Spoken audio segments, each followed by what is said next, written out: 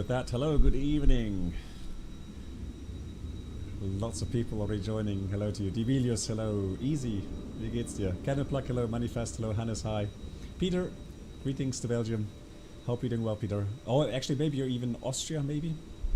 And Svenja, hello to you. Luke, hello. Ghost, hello. Pilot 19, hello. And Organ Aviator, hello to you. How are you doing? Yes, Svenja, I heard about the potential freezing rain tomorrow morning. So I think it's a good thing to maybe just keep the schools closed, right? How am I doing? Thanks for asking. My voice. So my cold is, I would say, is pretty much past, but my voice is still struggling. So I hope it'll hold through today. And I told you guys 2 days ago, but I streamed. My wife was like, "You're not streaming today, are you?" And I said, "Yeah." And she gave me that look. Yeah, of course. Next morning, yeah, she gave me that "I told you so" look. So, yeah, she knew better. Okay, so Austria will be in mid-March. Okay, thanks. Yeah, okay, that's true. Yeah. Where's the snow? Well, it's not here in Rome, that's for sure. So let me have a look. So this is the oops. This is the new MK Studios scenery, Rome, Fiumicino.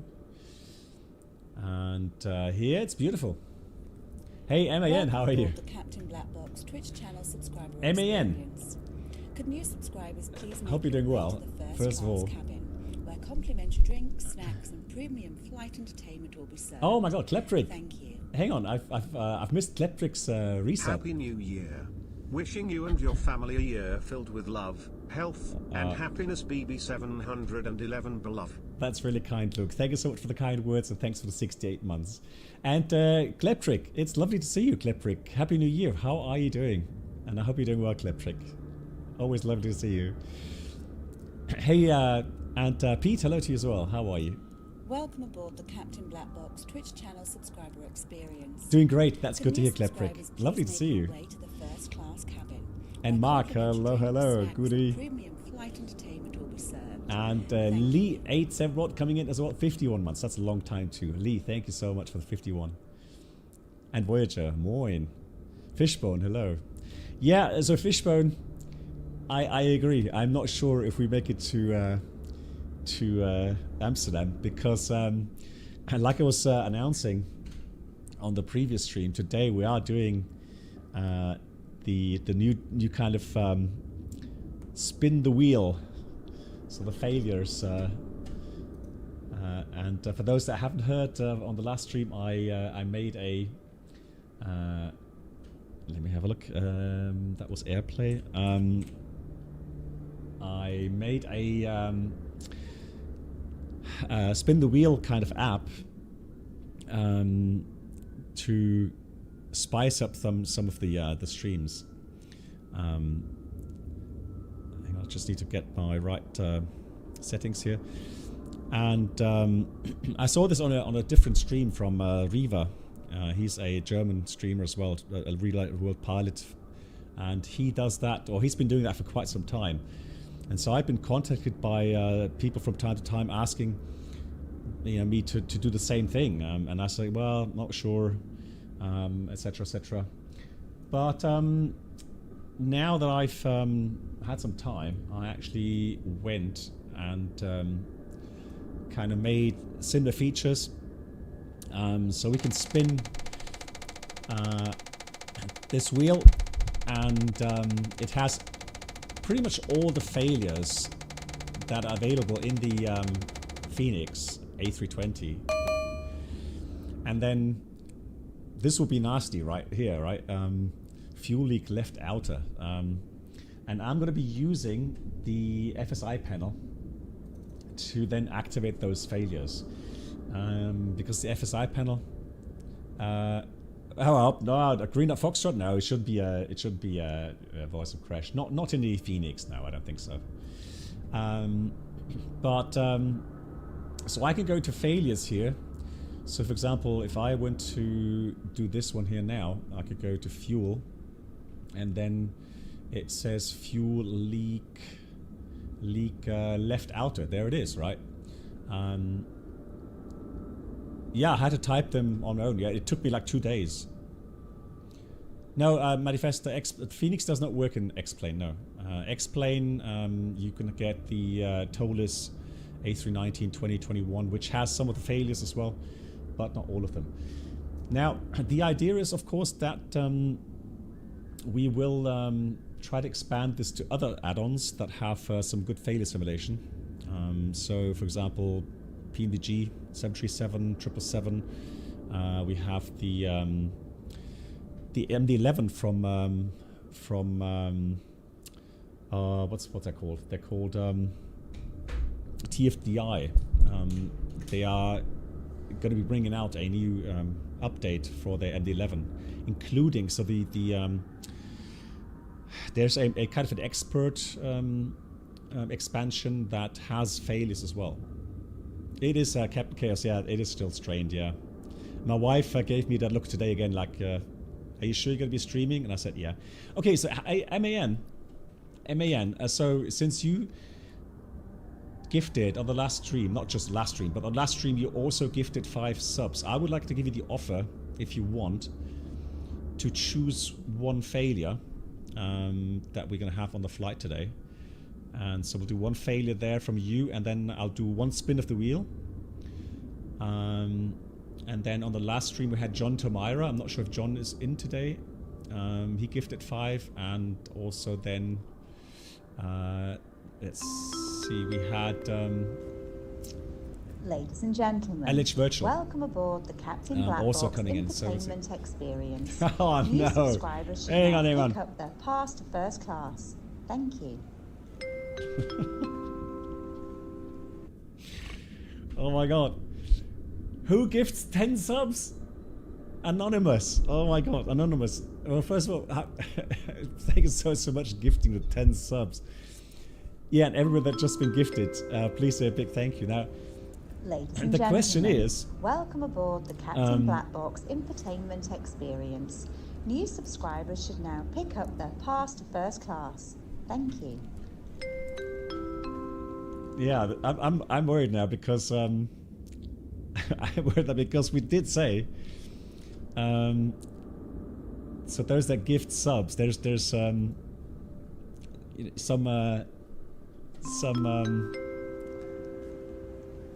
ladies and gentlemen, hey, why is it still playing? Hold on. The Captain Black Box What's Entertainment Experience.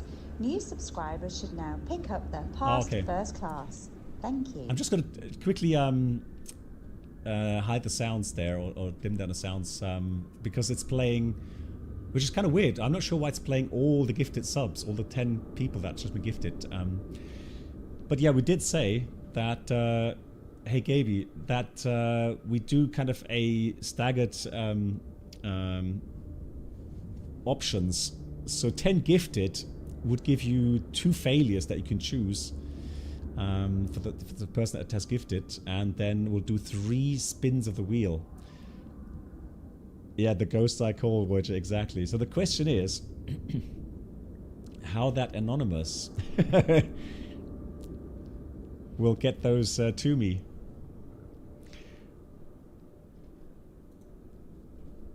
Yeah. Now, so here's the thing, right?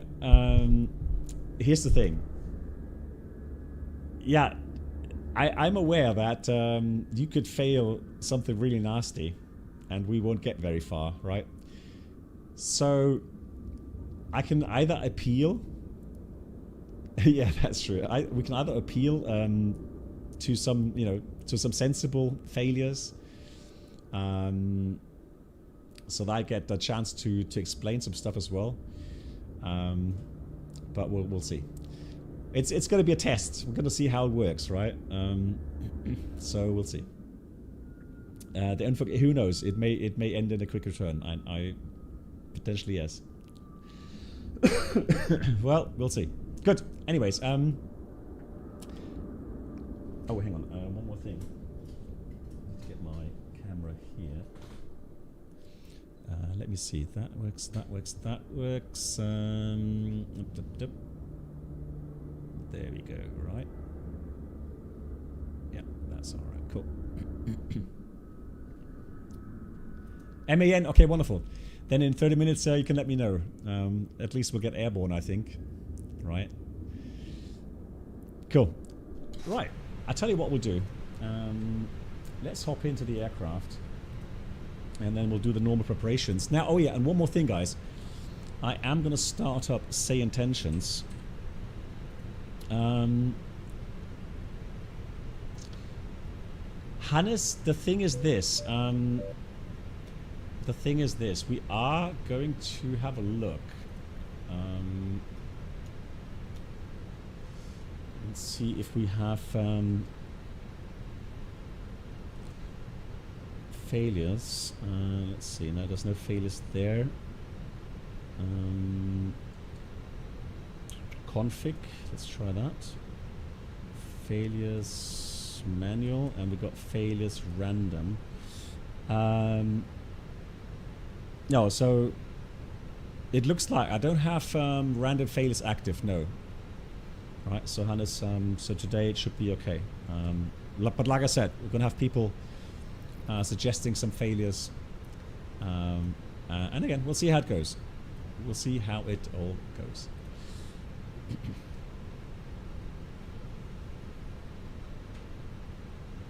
And once again, to the anonymous gifter, 10 subs. That's really, really kind. Thank you so much. And it's still playing. I don't. It's still playing the jingles here, or at least it was until a second ago. But maybe that was the last one. All right, cool. And once again, big thank you. Right, I'm gonna go this side. Oh yeah, and I'm using Sayintentions. Okay. So that should be working. Yeah, that should be working. Cool. So let's go AOC menu, flight init. We'll do the flight init here on this side. And it's quite cool. I did try CPDLC through Sayintentions, and it did work for the clearance at least, which is nice.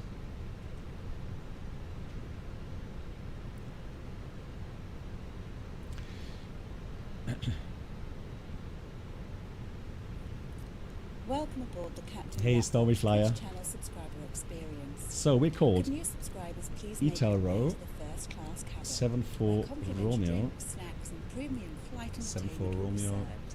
Thank you. And Happy flying. thank you so much. Thank you very much for that. And that's 18 months Stormy Fly. Thanks for the 18. Yeah, happy flying, and you have a happy stream as well.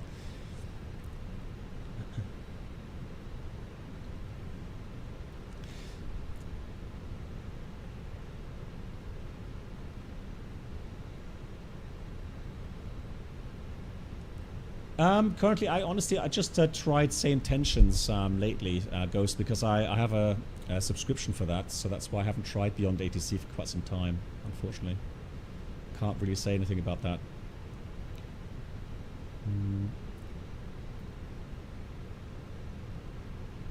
Well, the thing is, no, the problem is, so I don't know how to do that technically, how to get the wheel,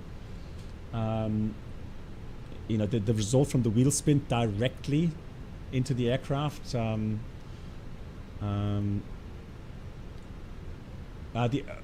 Does anyone know? I'm not sure if Bruno's not in, because it's Bruno's birthday today, so he's got better things to do today. But is there a way for a remote MCDU function? I know that the FSLabs has that, where you can give someone, let's say a friend of yours, whoever worldwide, your IP address, and then they can actually go through their browser and connect to the MCDU of the aircraft via Hamachi. Okay, so you need an extra app for that. Okay. We may think of something else, but the thing is, guys, one thing is for sure. I mean, I don't know what failures will happen. And when the wheel gives a... Yeah, Kleptric, that's the thing. I would give that to one of my moderators.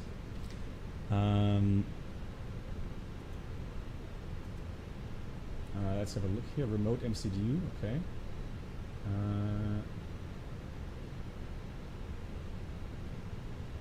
Okay.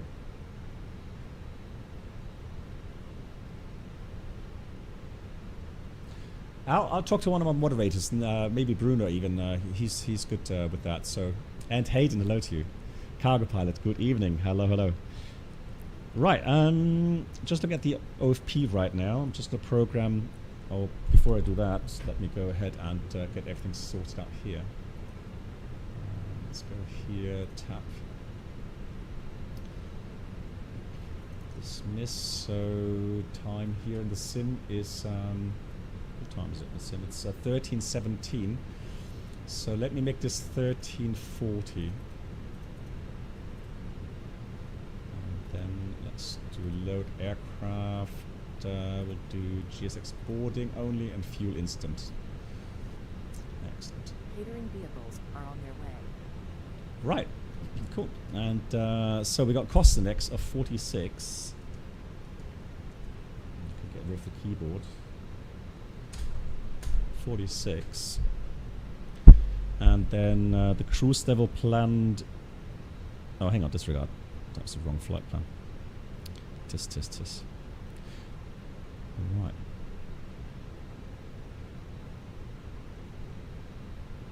So in the meantime, though, the first thing I'll do now is I'm going to request the clearance. So ATC request pre-departure clearance with 504. So 504. Let's say information 8 Alpha station is Lima India Romeo for CPDLC. Right, let's send that off.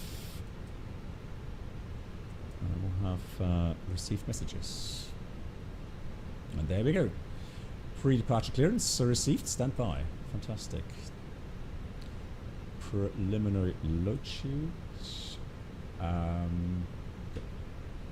go here. Nice.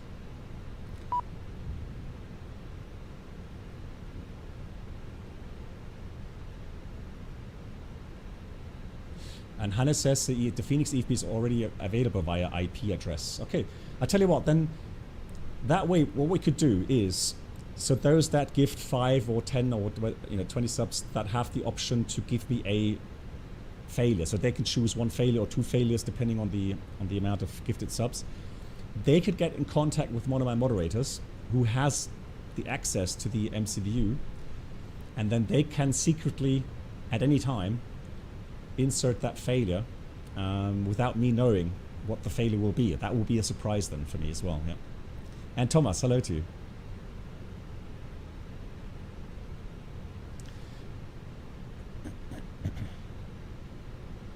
That should be doable. Right, we're going to climb 360 minus 60, and here's a clearance, it seems like.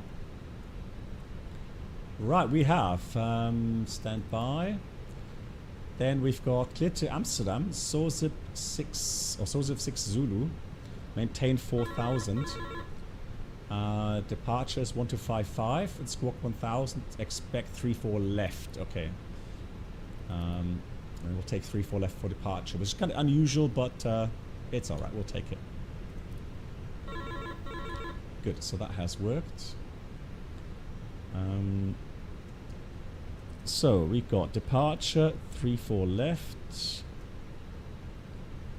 SOZIP 6 Zulu. That will be the Sovan 1 Echo transition. There it is. All correctly programmed. And then for Amsterdam, we are expecting, it says 18 right. Well, that's all right. Should we reach Amsterdam, then it will be 18 right. With the Norku to Alpha arrival. And we'll take no, actually, let's check Sugo. No, we'll take no via. And that's it. Insert. Good. Temperature on the ground here is 8. Quite chilly in Rome as well. Okay, so I've got catering finished.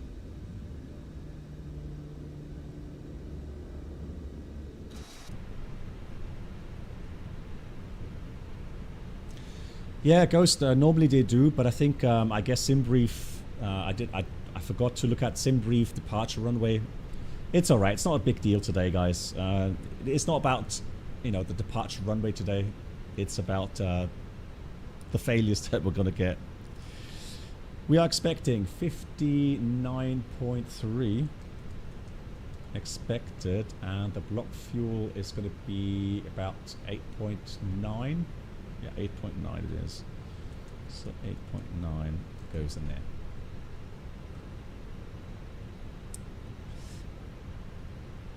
Absolutely, Devilius, I fully agree, and that's why I'm personally enjoying it so much. Boarding requested. I don't think I would be flying simulators on a PC if it weren't that interesting, right? So yeah, it is incredible how far flight simming has come.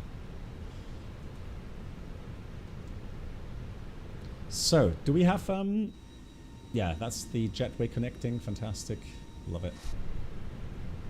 Yeah, Gaby, the thing is, we already have an MD-11, right? So that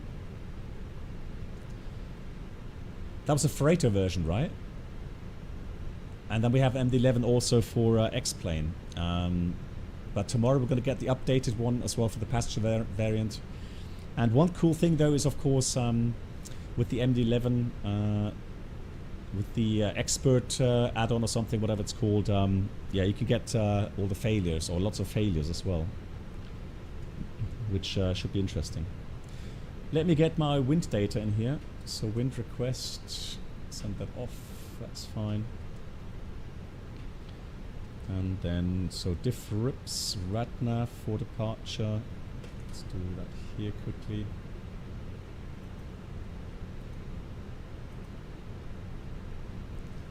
Instant buy. Yeah, and as far as I understood, they give you an upgrade discount, right? So when you already own that for 2020, you should get Harry. Yeah. I'm. There's one thing though, Harry. Apparently with the trees. So there's something wrong with the trees being on the airport side. But there's a fix for that on flightsim.to. Oh really? LH Virtual doesn't have historic flights for the MD-11. Not even cargo flights. Yeah, only $5, right? Hey Ali, how are you? Good, let's do 3-4 left departures here. And so we got 3-4 initial.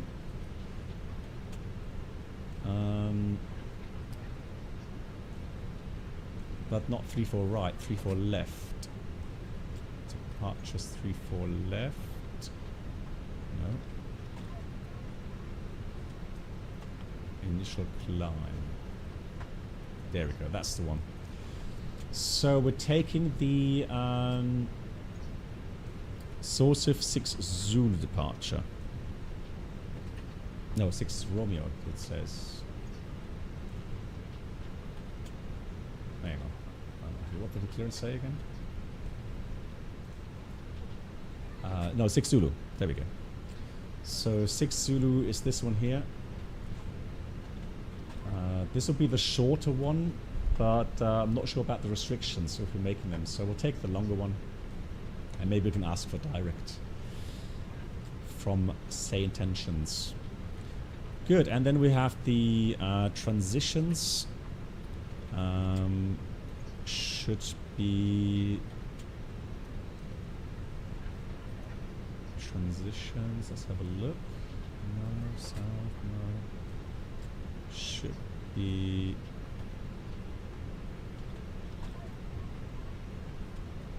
Ah, there we go. Northeast. Yeah, and then it's the Sovan, what echo from Sourcif to Sovan. It's just by Odupa. And then to Sovan. That's all. We'll do per Sovan. Yeah, all correctly programmed. Been cleared 4,000 feet. That's already in the box here. That's fine. And the Mexi, hello to you. How are you? I know, Ghost. I fully agree. IRL, we had the advantage. I'll start the APU here. We had the advantage, of course, as you had, you know, lots of flights to and from Rome.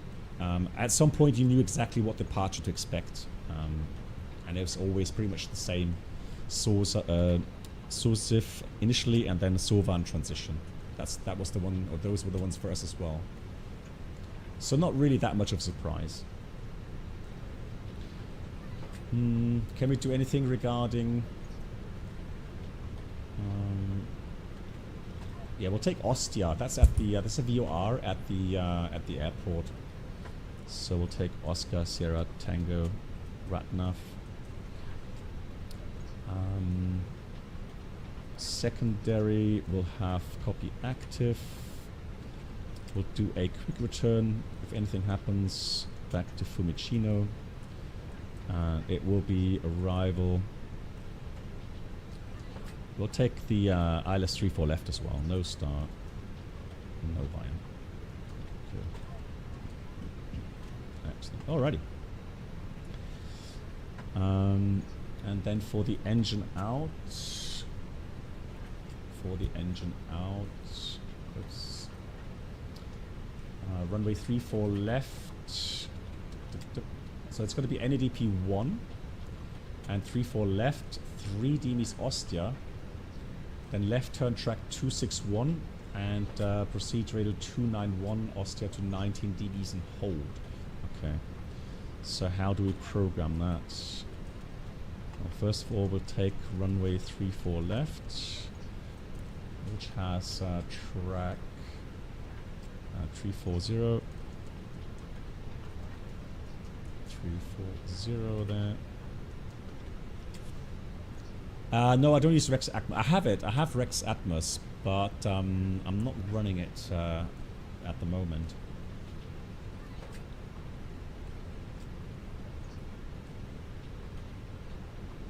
So that was Ostia 3 DME. So Ostia 3. So radius 3 miles. And then we'll go left 261 and intercept 291 radial outbound. So I'm going to put radial 291 in here as well. There. So in case of engine failure, it'll look like this. I'm going to proceed out to 3 miles. Then turn left, intercept that radial outbound to 19 dB, still had the hold there.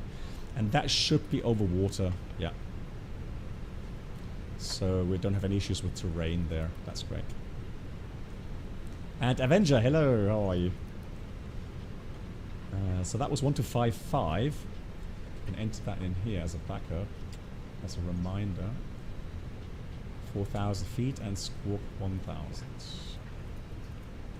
That is all set. Cool. And NADP 1, I can enter that before I forget.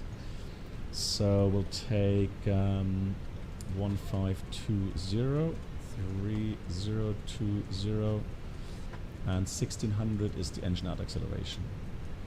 Cool, that's set as well here. Nice. So then we could go ahead and for the last part calculate the takeoff performance, but I'm not ready yet with the final load sheet. Right, any questions? Nobody got questions. Then let me have, since we're going to have some failures today, let me give you some overview regarding the principle of how to deal with abnormals here.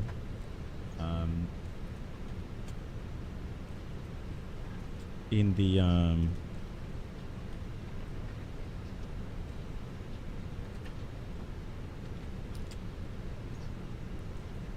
Airbus.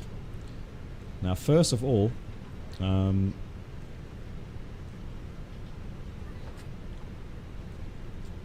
I did make a file some time ago. I actually made a file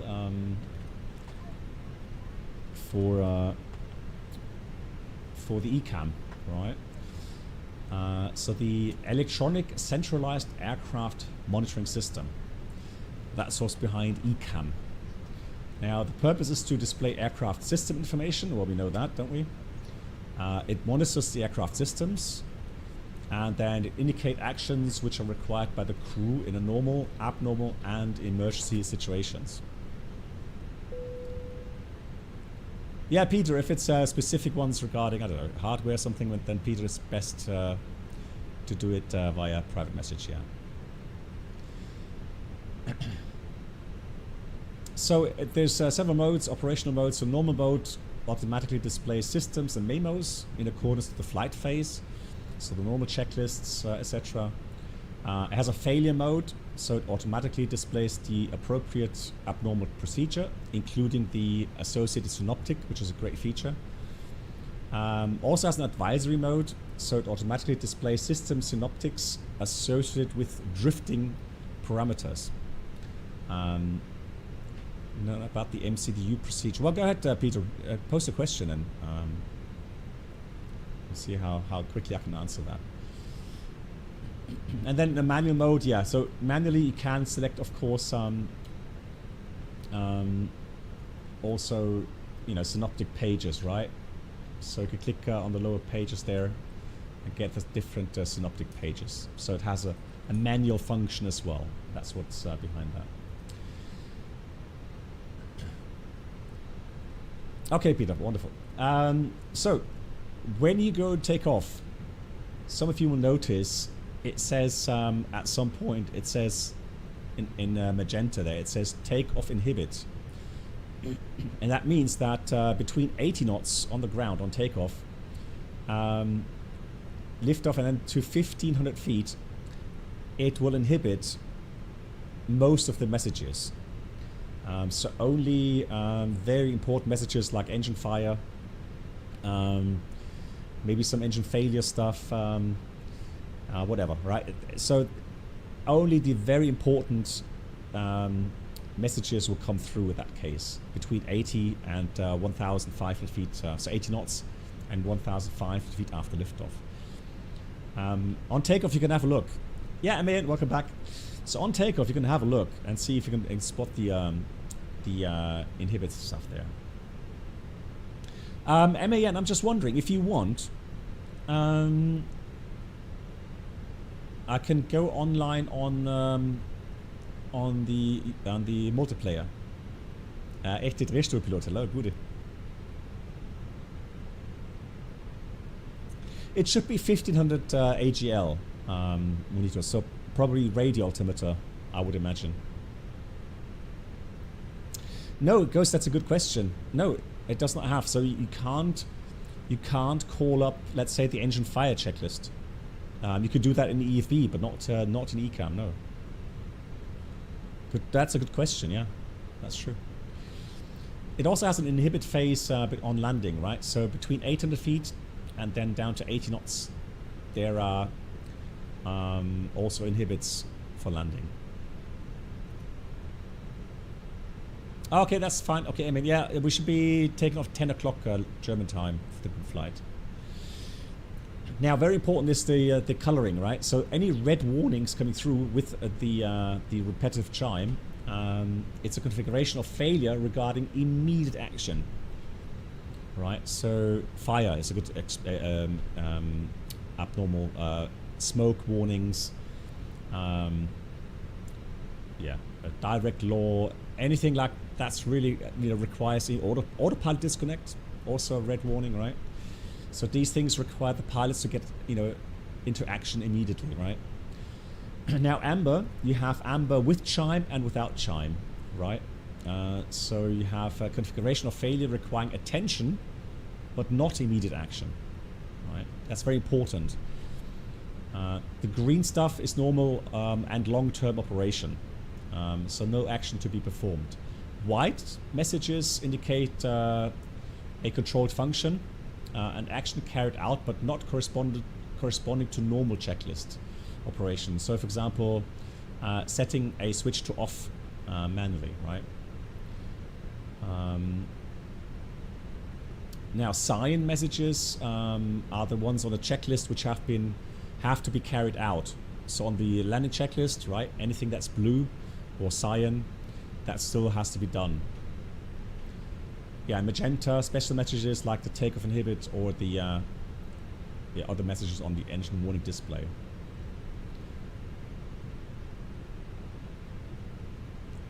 Yeah, the ECAM also does the automatic sequencing, so it will always put level 3, so red warnings, level 3, always on top, right? So it does that automatically for you, and then come the amber messages, etc. Right.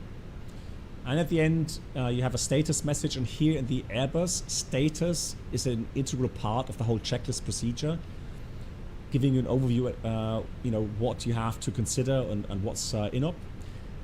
On the Boeing aircraft, that show you, let's say the 777, that show you status, that there has a different meaning, right? And status really is only something that you look at on the ground, not necessarily during flight, right?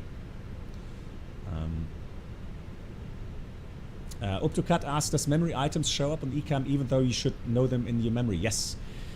They will come up Uptocat because it kind of checks that you've done all the items, right? And Steve, hello to you. Yeah, so they do come up, yeah.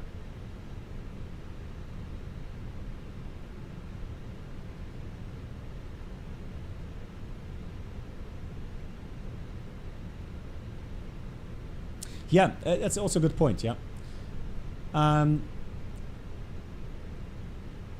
Yeah, in very rare cases, you have to be careful about what you know, if there's another procedure below the red warning that may require the pilot to sequence manually.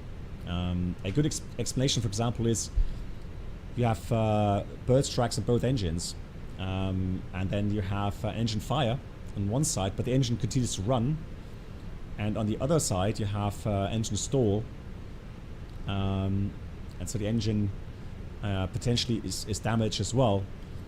And then if you go by procedure, meaning you go with the red warning first, and you shut down the engine with the fire, and then you see afterwards that you have the other engine broken as well, and then that fails, then you've shut down the engine that was still supplying thrust on fire but still producing thrust, and so on. Yeah, sometimes there are some failures that require you to manually sequence, but very rarely. Hey Sim, so Mr. Egan, Mr. Egan, thanks so much for the party, for the raid, lol, for the raid. Welcome raiders. Big shout out to Mr. Egan. Check out his channel on Twitch, please. And I hope you're doing well. Tyrogoth, hello. What have you been up to?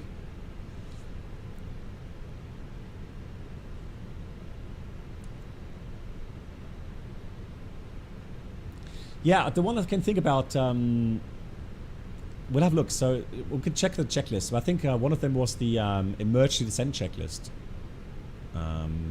if I remember correctly. There are some things that are still there. Ladies and gentlemen, welcome Oh, aboard the no. Captain Black Box infotainment experience. New subscribers should now pick Sim up Seeds, their fast actually, first Sim, class. Mr. Egan. Thank So you. Egan, thank you so much for gifting the 5 subs. That is very generous of you. And all those that have been gifted, here's a round of applause for Egan. Gifting 5 subs, that's really kind. And Mark, thank you for the shout out, guys. Here's the shout, here's the link to Egan's stream as well. Check out the Ladies and channel, please. gentlemen, welcome aboard the Captain Black Box infotainment experience. Just got down on sound, just a tatty for the resubs. I don't know why it's kind of giving 5 messages there. But once again, thank you so much, Egan. And those that gifted, please a big thank you to Egan. And he went from Trinidad into a very windy Raleigh. Nice. Nice. Yeah, the weather in the US often is definitely very challenging. Ladies and gentlemen, welcome aboard. Right, we're just talking a little bit about failure. And Mr. Egan, New subscribers should now since you have been pick up their fast first class been gifting 5 subs, you would be potentially, you don't have to, okay, but potentially you would be allowed to give me a failure today.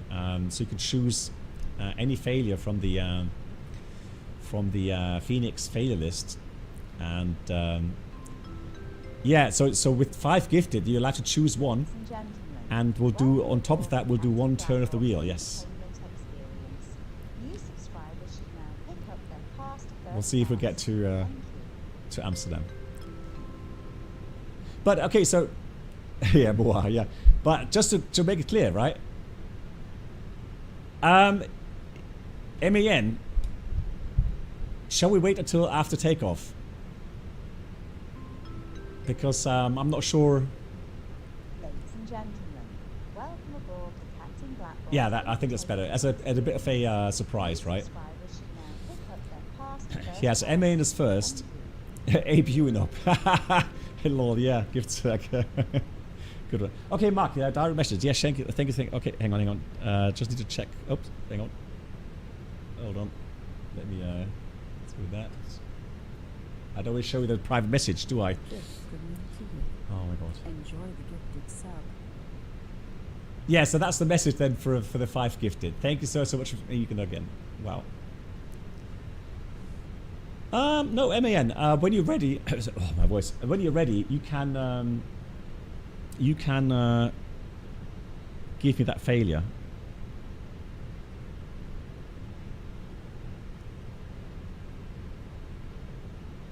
Okay.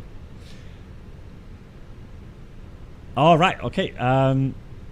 Mark, that is copied. That is copied.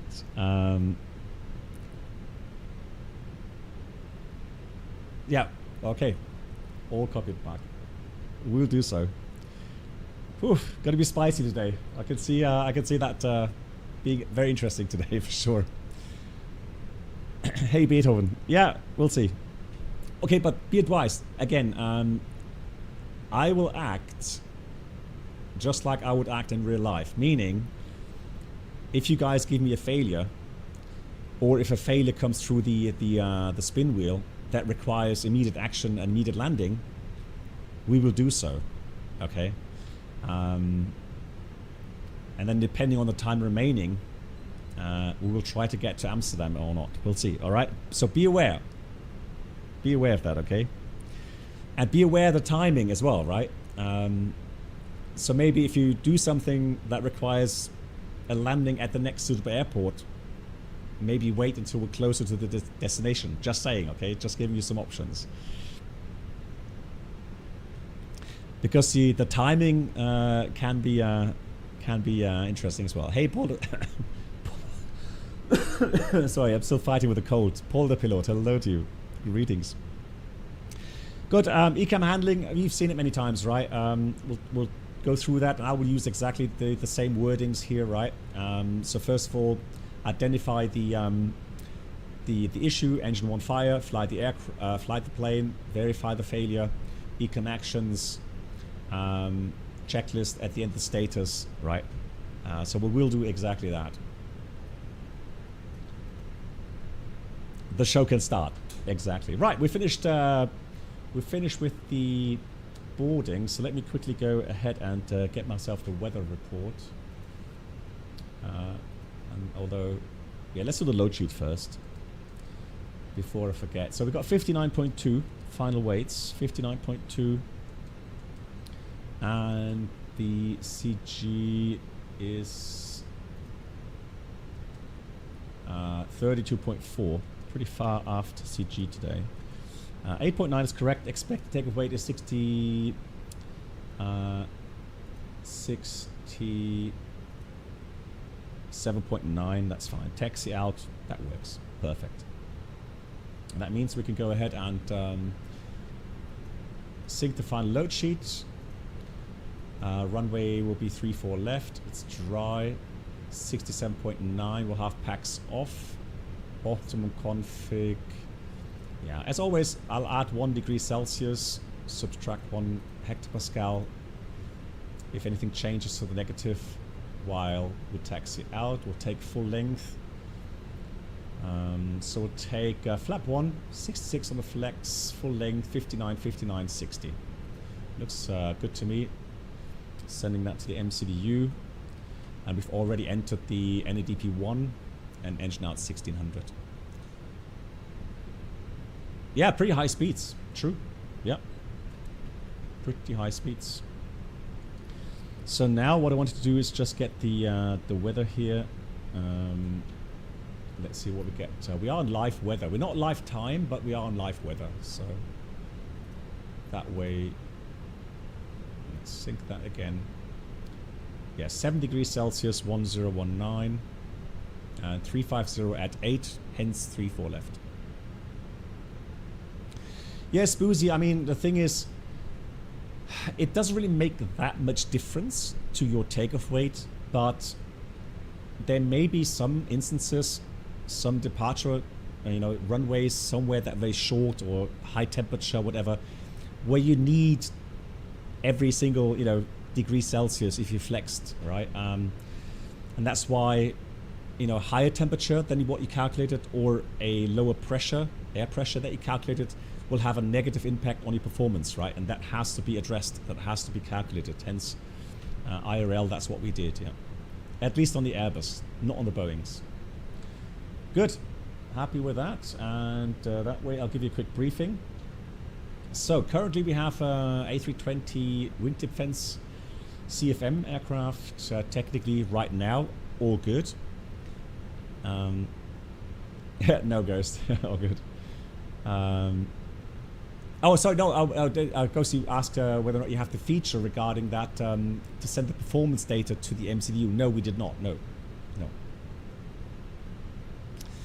Can you program an autopilot disconnect randomly? Let me have a look if it's possible here. So you have autoflight, autopilot 1.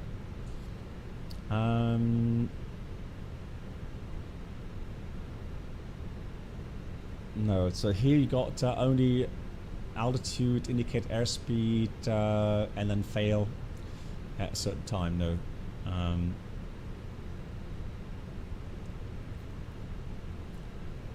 So that I don't have, unfortunately. But I mean, again, you can. So what I'm hoping is that at some point, I do hope that I can get one of my moderators the direct access to my MCDU over the internet, so by an IAP address, and then that way they can fail stuff without me knowing ahead of time. So that would be something that we could offer. Good, so that's all done. Like I said, all good at the moment. We are currently parked here at this terminal side. Hey, direct. Greetings, Hamburg. You still got lots of snow, right? We're bracing, because I live near Bremen, we're bracing for freezing rain tomorrow morning, right? Good, so taxi out, expecting something like Hotel Alpha Kilo. We'll see what we get through Sayintentions. And then runway 34 left. No hotspots there. We've got full length calculated. And then the SID that we received were initial climb out 34 left, while the waypoints 801 overfly. Then we have left turn 711 overfly. There it is. Then we go right, intercept course 025 to Delta Foxtrot, Robbie Foxtrot 712, and then Sosif Odupa Sovan. Initial climb 4,000, sectors 2,300 over the water, and the northern pie here is 3,700. So 4,000 would be safe for any flight west of the airport, including the arrival, should you have to do a quick return. Anything special? Special threats? Anything you can think of? I currently don't see anything, so I would be happy to go and read a checklist.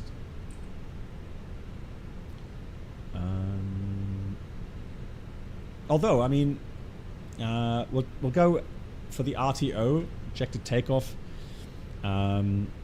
So until 100 knots, we'll abort for the minor phases as well, and anything coming through the inhibition phase.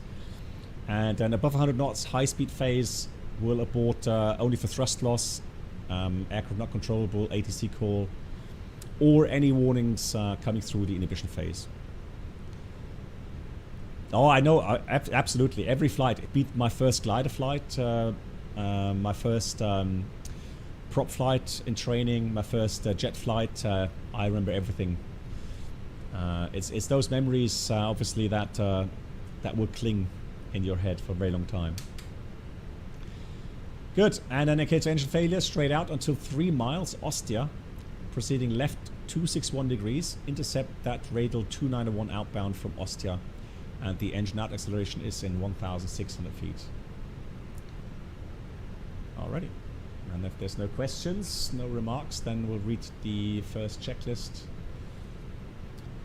Cockpit preparation checklist, gear pins covers removed. We have fuel quantity 8,900 knots, 860 currently balanced still. Then we have the seat belts on. ADIRS nav, Barrow ref 1019, set 3 times, checked 10 feet, looking good. And that's the cockpit preparation checklist complete. We'll do the... Oh, let's get the pushback. So let's have a look here if the Sayintentions has the same frequencies. So we have ramp 1-to-1725. Yep, 1-to-1725. Okay.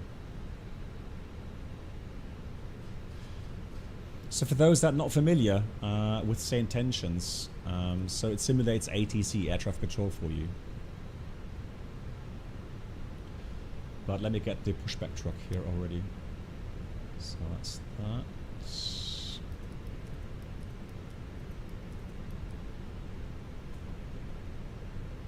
We did the load sheet. That looks good. Okay, then we'll do Squawk 1000 on.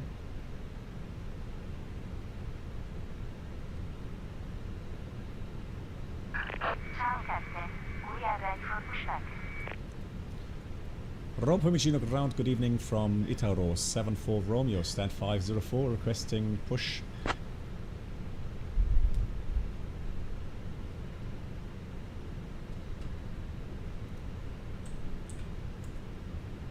Ground to flight deck, tug en route. Release parking brake to start pushback. What? Huh?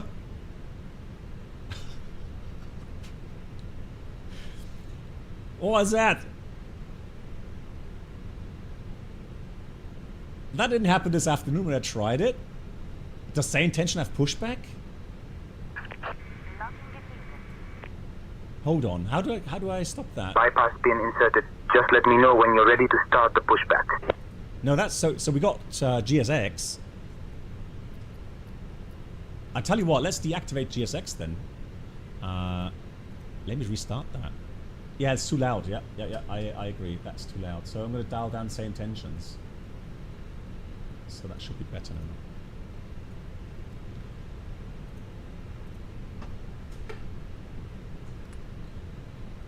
Brakes released, ready for pushback. You need to set parking brakes to request ground services.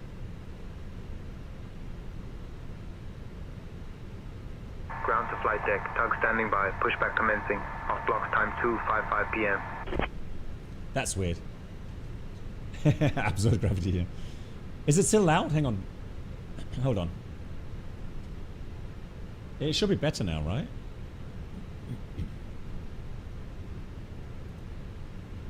Ground to flight deck, cleared for engine starting sequence.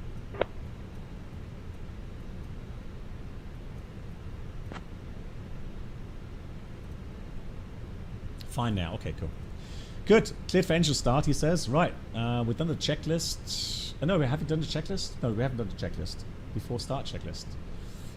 Parking brake off. Takeoff speeds thrust. We have 159, 159, 160, flex 66. Very high speeds. Windows doors closed. Closed. The beacon is on, and that's the before start check is complete. Hey Senshai, good evening. Yeah, that's really slow, I agree. Strange. Good, engine start. We have good pressure. Pumps are on. Starting engine 1.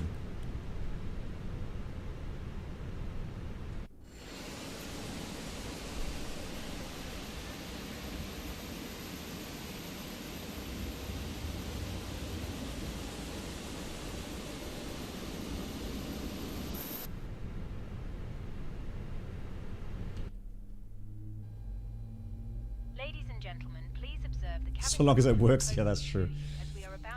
It can't be worse than GSX, to be honest. And Gaza, hello. Thank you. You're on turboprop for the first time wicked Dublin to Manchester. An ATR 72, very nice. But very loud, right? You think you're going to make it to Amsterdam? We'll see. It's not bad, is it? But what I'm wondering is, I'm a bit confused right now. Let's start engine 2. I'm confused because, I mean, I dialed in 121.725, which is ramp. Ah. Okay, so maybe ramp controls the tug. Hey Fabian, hello.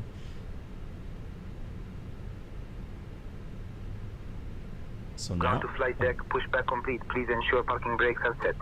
Standing by for confirmation of good engine start and report when ready for disconnect. okay, ground. We have a good engine start, cleared for disconnect.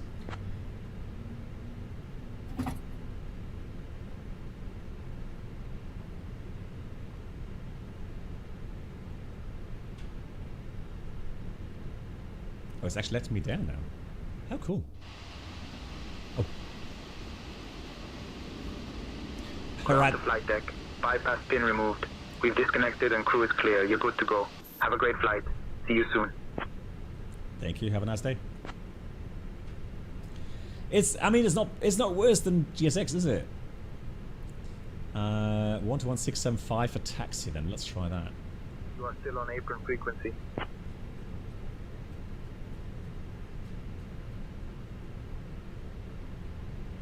That's spooky. Okay. Right, anyways, let's do the after start. Flaps 1. AI is the future, it seems like it. It's scary. Right. He's gone. Oh, okay, so let's do the flight controls. Full up. Full down. Neutral. Full left. Full right. Neutral. Rudder. Full left. Rudder. Full right. Neutral. And then we'll do the after start checklist. Go on. After start, we have anti-ice currently off, not required. ECAM status is checked. The trim is down 0.3 and rudder trim is neutral. And that's the after start complete. Rome ground, good evening from Itaro 74 Romeo requesting taxi.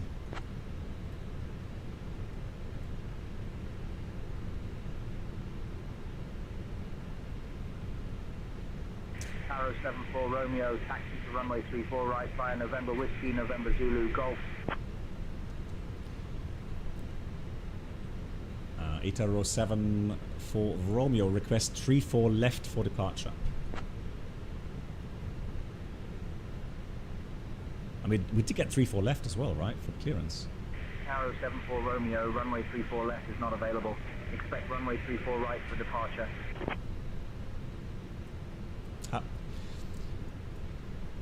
So how do we go about this now?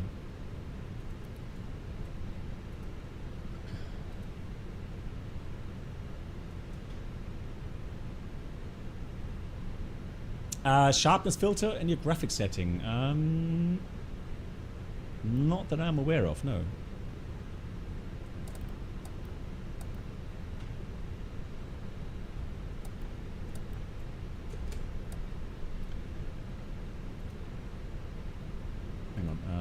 let's go. That was ATC com, right? Let me just have a look in it. MCDU, ATSU, ATC menu, reports. No, hang on. Oh, where was that prompt? Com menu? No. MCDU.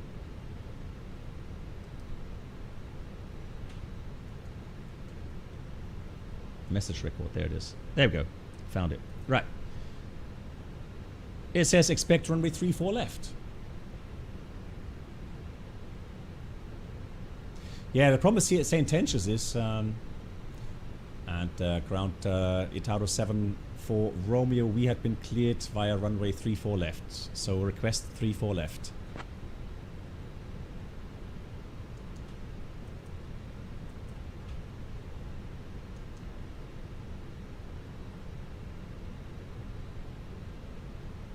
Like in real Italy. Well, I mean, not really. I mean,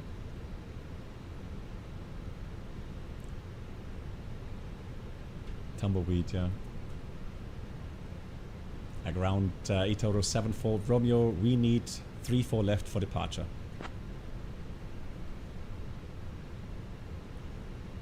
Let's see if we can persuade him. Silence.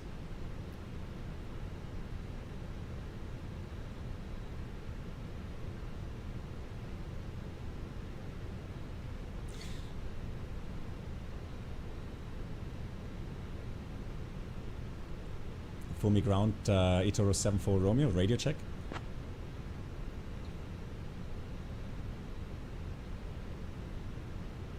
Arrow 74 Romeo, roger, readability 5. Itoro 74 Romeo, request 34 left for departure.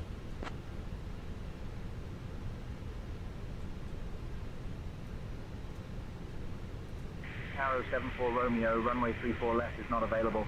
Expect runway 34 right for departure. Okay, I'll tell you what. We'll take the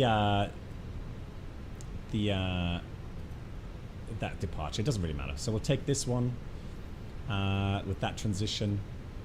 Okay, and then we'll quickly go and calculate the performance for that. 3-4 right. Sync. Calculate. Send that to the MCDU. So we've got 6-6 flex, still the same speeds, everything's the same. So we're fine with that. There we go, 3-4 right. And Tom, thanks so much for the 60 months, Tom. Thank you. Itoro 74 Romeo, request taxi.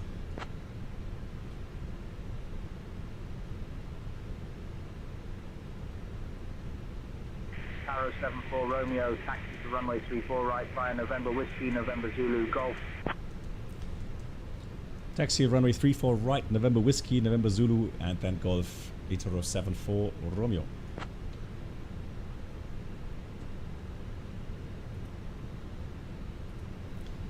So let's have a look. So we're supposed to go November Whiskey, then right November Zulu, and then Golf.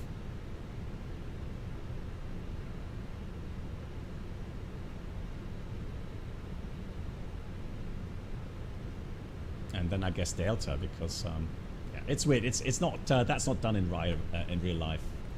I've never seen that departure runway. But anyways, let's go. Left side clear, right side clear.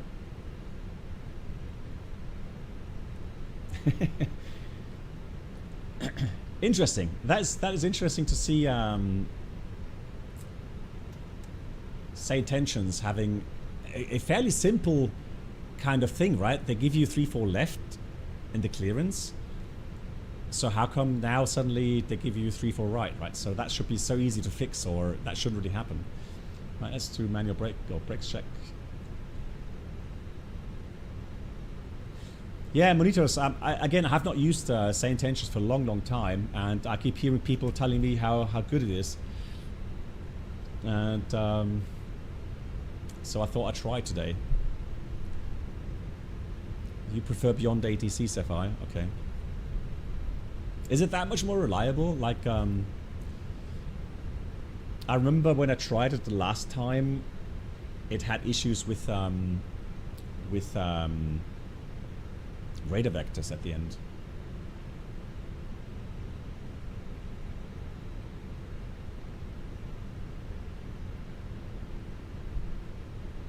And Canopplug is also happy with the Beyond ATC.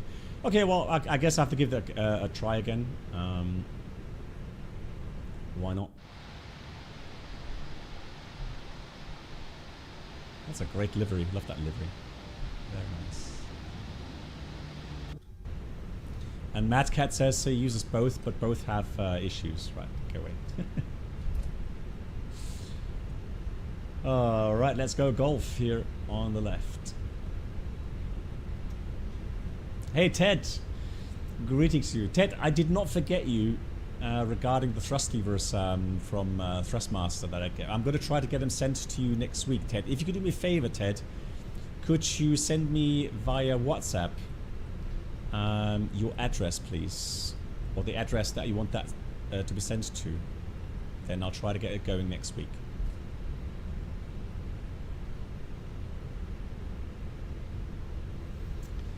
Goatfriend says he thinks Beyond ATC can't handle diversions. Well, okay. Yeah. You know, that's what I'm trying to see. It's just a test regarding Beyond ATC. Now, if Beyond ATC at some point just gives out, you know, completely stupid instructions, we'll close it. But I did want to use at least some sort of ATC, right?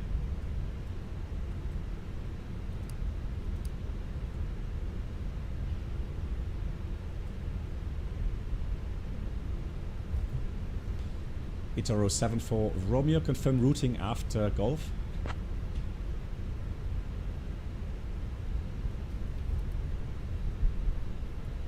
Arrow 74 Romeo, taxi to runway 34 right via November Whiskey, November Zulu, Golf.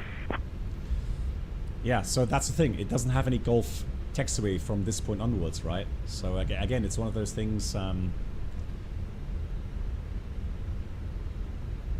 Which, alright, it doesn't matter. Yeah, Kleptric, that's true. That's true. I know in Austria, ATC doesn't mind. But the thing is, Kleptric, as you can imagine, so we have very knowledgeable people here, including, for example, MAN or Mark, regarding failures. Now, Mark will maybe get some tips from Bruno as well, without telling me, and then Bruno will tell him to do, you know, whatever, right? So I could get some really nasty failures, and hence I'm not sure if ATC would be so happy for me to go screaming Mayday all the time. Yeah, very good gift track, good point. Yeah, you are correct. We're gonna do a new setup for engine out, and then do a quick rebriefing as well. Good point. So 434 right, it's going to be 5 Dini Ostia. Now normally we would not do this via taxiing, obviously. But let's do that quickly. So we have a new departure runway. We have Fiumicino 34 right, first of all. Also 340. And then we've got 5 miles Ostia. And then we turn left 261 again, and then again we intercept 291. So it's just a matter of let's go here 34 right. A matter of just going straight ahead until 5 miles Ostia and then left turn. The rest remains the same. Engine out 1600. Good. Let's read the taxi checklist. We have flight controls check. Flap setting is 1+F. And then we have radar PWS on and auto. Engine mode selector normal. ECAM memo takeoff no blue. So taxi check is complete. Then we'll do lineup. And we should call tower 8074 Romeo ready for departure. it's going to be 18.7. Tower 74 Romeo, you are on ground frequency. Contact tower for departure clearance. So that's the thing, right? That's US procedures. So in the US, you are expected to change over yourself as you approach the departure runway. But here in Europe, it's not the case. In Europe, the ground will switch you over to tower. Fumi, tower, good evening. Itoro 74 Romeo, ready for departure.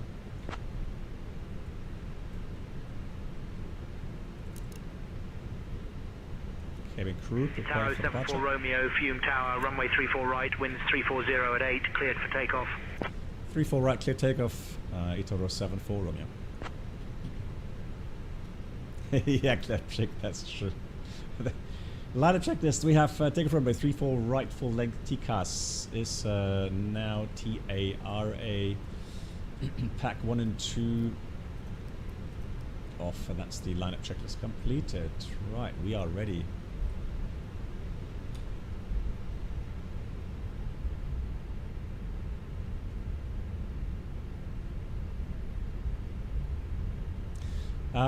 No, I think when I tested this afternoon, they did hand me over to departure. Yeah.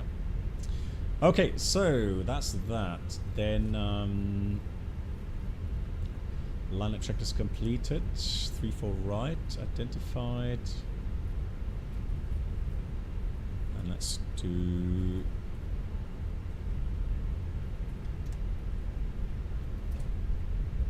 sterile cockpit. All set. Good, so MAN, at any time you like. So whenever you think MAN, it's time for the failure, let me know. We've got the chrono running. And then we'll go takeoff.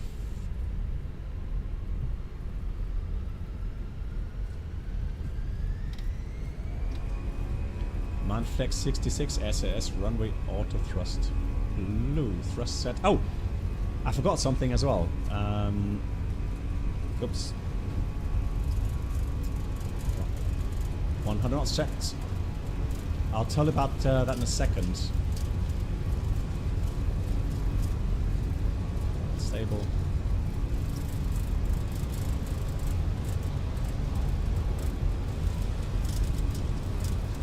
B1. Rotate. W1. Positive rate. 0. Enough.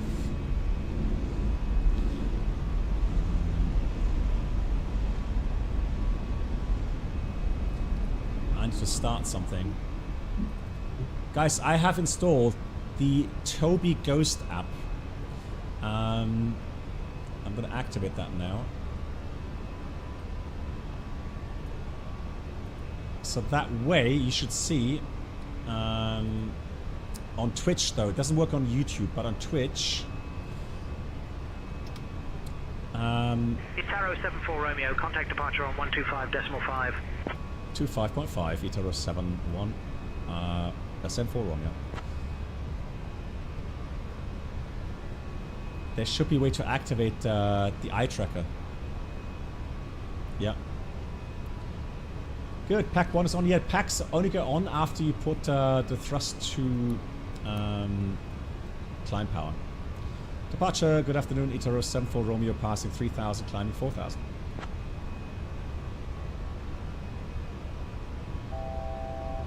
Tower 74 Romeo, Rome departure identified. Climb via the SID to flight level 110. Via SID, climb level 110, Itaro 74 Romeo. Right, we got 1000 alt blue.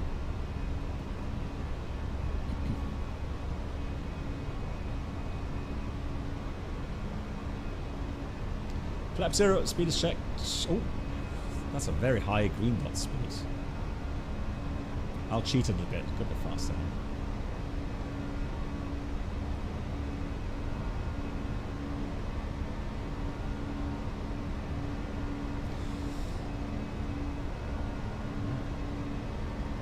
Autopilot 1. Yeah, so the thing is,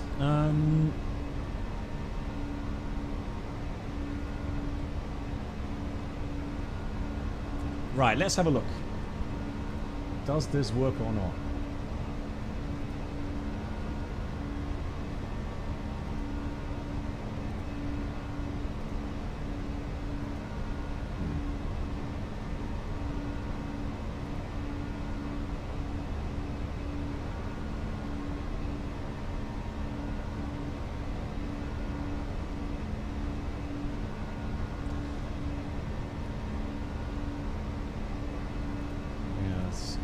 There should be a little icon where you can activate the eye tracker, right? So the idea is this, that if the plugin works, you should see that little blob there, right? And what it does, it tracks my eye position, or actually it tracks where I'm looking at, right? Yeah, standard set, man. And that way you could see what I'm looking at. Now obviously I don't want to have that there all the time, and so on Twitch, if it were working, then you can activate or deactivate. No, so Jacob, that was me activating it manually,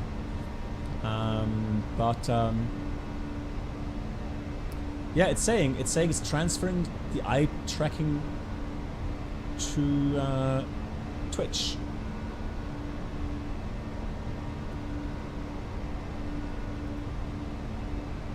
But I can't see. Arrow 74 Romeo, climb flight level 270. Itaro 74 Romeo, climb level 270. 270 blue.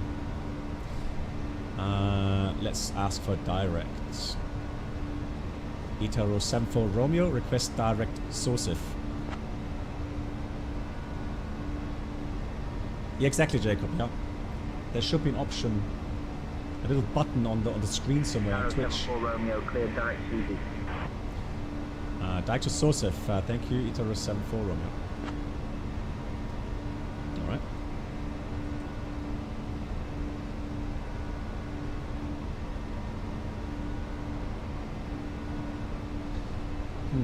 Only sound alerts. Alright. Cool, let's go manage speed. Buffer level 100 now.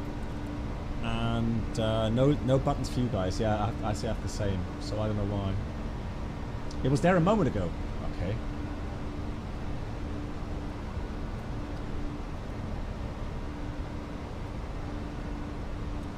While checking the stream, adjust the slider to see the two bubbles.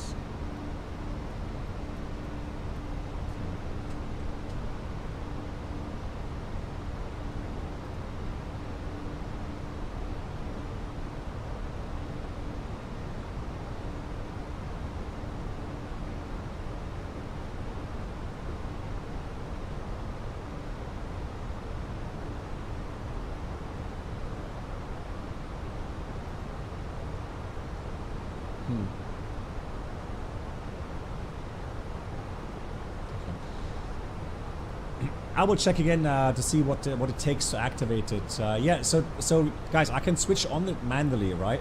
So this thing here, I can switch on manually now. So this is manual on. You will see that. Arrow 74 Romeo, climb flight level 310.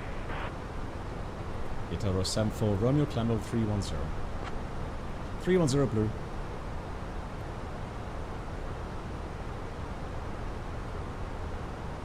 Yeah, but now it's a preview, so I switched off the preview from my screen. Nonetheless, apparently, on Twitch you should be able to see it, but I don't see it on Twitch. All right. Anyways, so what we'll do.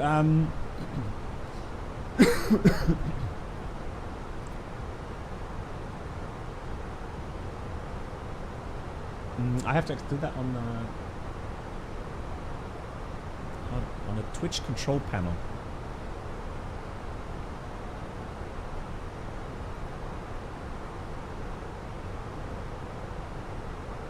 Where would I do that? Twitch control panel.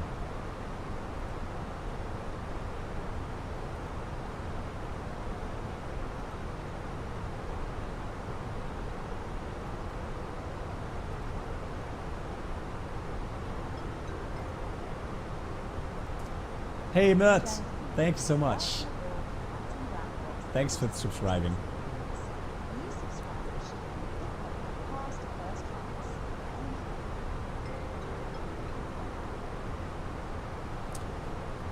Thank you. I will try. Yeah, I know there is another another way. Yeah, Ralph, same to you. Thank you so much. So it should be extensions. Let's have a look.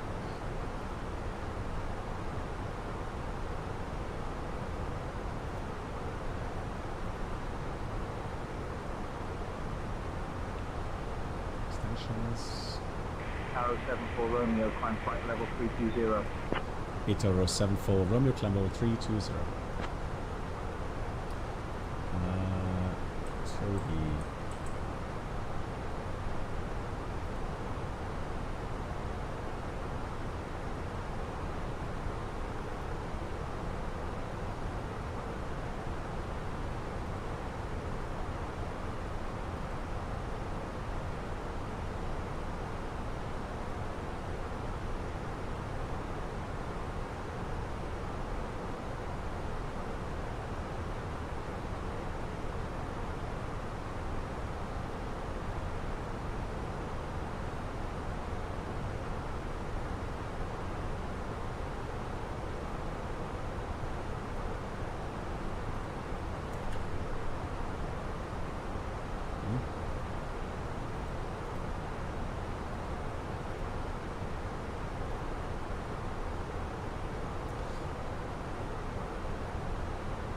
Sorry, Iceberg, exactly what you mean. Toby Ghost, eye tracking extension, activate.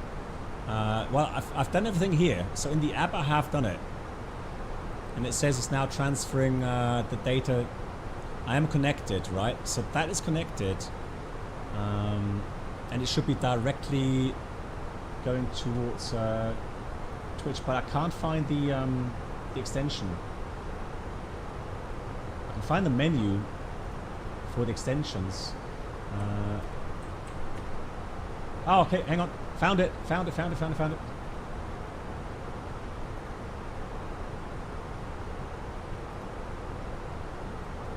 Okay, so it's active now. Let's see.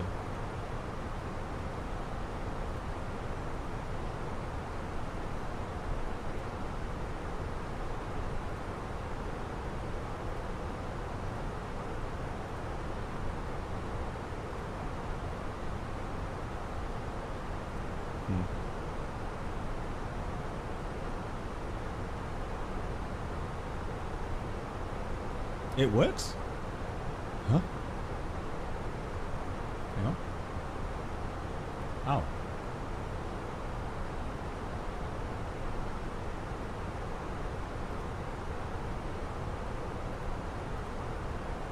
Okay, so if it's working, so the cool thing is, guys, then you can decide. So for example, if you want to see on final approach, if you want to see my scan, then okay, so we need hardware acceleration. Okay, understood. Yeah, I have it off because of streaming. I have problems with OBS, so it crashes the stream that way. Okay, so we are airborne now. Let's get have a look here. We've got landing lights still on. So we've got seatbelts off, climbing level 320 initially, and we filed for flight level 360, and I can see optimum currently is 350, max 380.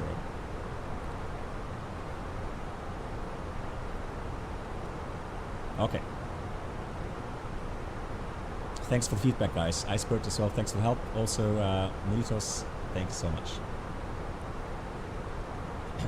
Good. So I have been given by the anonymous gifter. The anonymous gifter sent a private message to me, and he's already given me 2 failures. And he will let me know later when I should activate those failures. Yeah. Hey Bruno.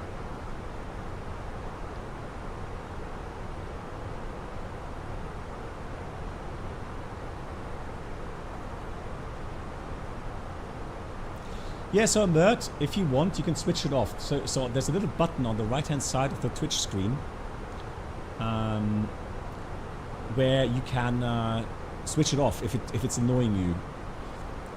So later for approach, for example, if you want to see my scan of my eyes, see what I'm looking at in the cockpit, then you can activate it then manually, right? Bruno, happy birthday, Bruno. Now, Bruno, did I hear correctly? You want us to sing a birthday song for you?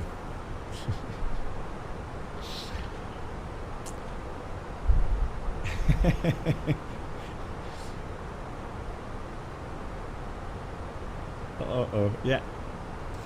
The thing is, so the background story behind that is, so Bruno has been with us for a very long time, and he's one of my moderators, and he's been there for a very long time. 8 years ago, on his birthday, I was streaming as well, and then we sang. We got lots of people together in Discord in the voice channel, and we all sang together happy birthday for him. Now the problem is, what I didn't realize is that there's so much lag. Hello Lee. There's so much lag from between all the parties that it sounded more like a canon than a everyone's syncing up and singing together. And then also because of the bandwidth, that the whole kind of voice channel kind of broke down, and it didn't sound that nice. No, we tried our best, but yeah, we have to admit it didn't really sound nice. So that's why, yeah, I think we stopped it after that, right? Yeah, so Beethoven, the thing is, the question is, so we've got several people who are allowed to give me a failure. So we've got MAN, first of all, who's allowed to give me one failure, and I'll do one spin of the wheel. Then we've got Mr. Egan. So Egan is also allowed to give me one failure, and I'll spin the wheel once. And then we've got the anonymous gifter as well. And I'm not sure, LH Virtual is probably not in today. If you are, let me know. He would be eligible to do a... Okay, Emma, there we go. So first failure, let's go. Right. Now let's see what happens. Okay, so hydraulic power, hydraulic reservoir, yellow overheat. Whew. Right, hydraulics. Yellow. So hydraulic reservoir overheat yellow. I've got it. And we're failing it now. It was the night. Okay, there we go. Oops, master caution. Hydraulic. Yellow reservoir overheat. Okay, let's have a look over the overhead panel. Now we can see a fault light there. But we don't see a temperature indication anywhere. So we're in safe flight level. So aviate, navigate, communicate. Okay, flying above any safe altitude, we're fine with that. On the routing, navigate, we'll stay on the routing for now. Communicate, well, we don't have to call ATC just now. So I would say hydraulic yellow reservoir overheat, ECAM actions, PTU off. And as we switch it off, that line has disappeared. And then yellow engine 2 pump off. Okay, let's just quickly think. We're on the autopilot 1.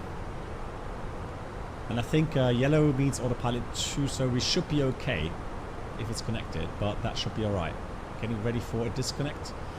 So engine 2 pump yellow off. Off.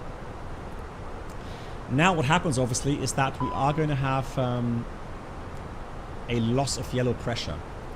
Okay. And now we can see we've got some secondary failures coming in as well. Now we got level 320, alt star. Everything's good. Autopilot is still in. And so currently we'll continue flying as it is. So we have now yellow engine dew pump low pressure because I switched it off. And then we've got yellow system low pressure as well. Again, self-induced. And then the brake yellow acupressure monitor. Good. Clear hydraulic. Clear hydraulic. Flight controls. So again, it automatically brings up the flight control page. And Jacob will get to that question in a second. That's a good question. And we'll get to the answer in a second to that. Then we have, yeah, we got some spoilers inoperative. So green, yellow, blue. That's the hydraulic power distribution. So green, yellow, green. So green, yellow, blue, yellow, green.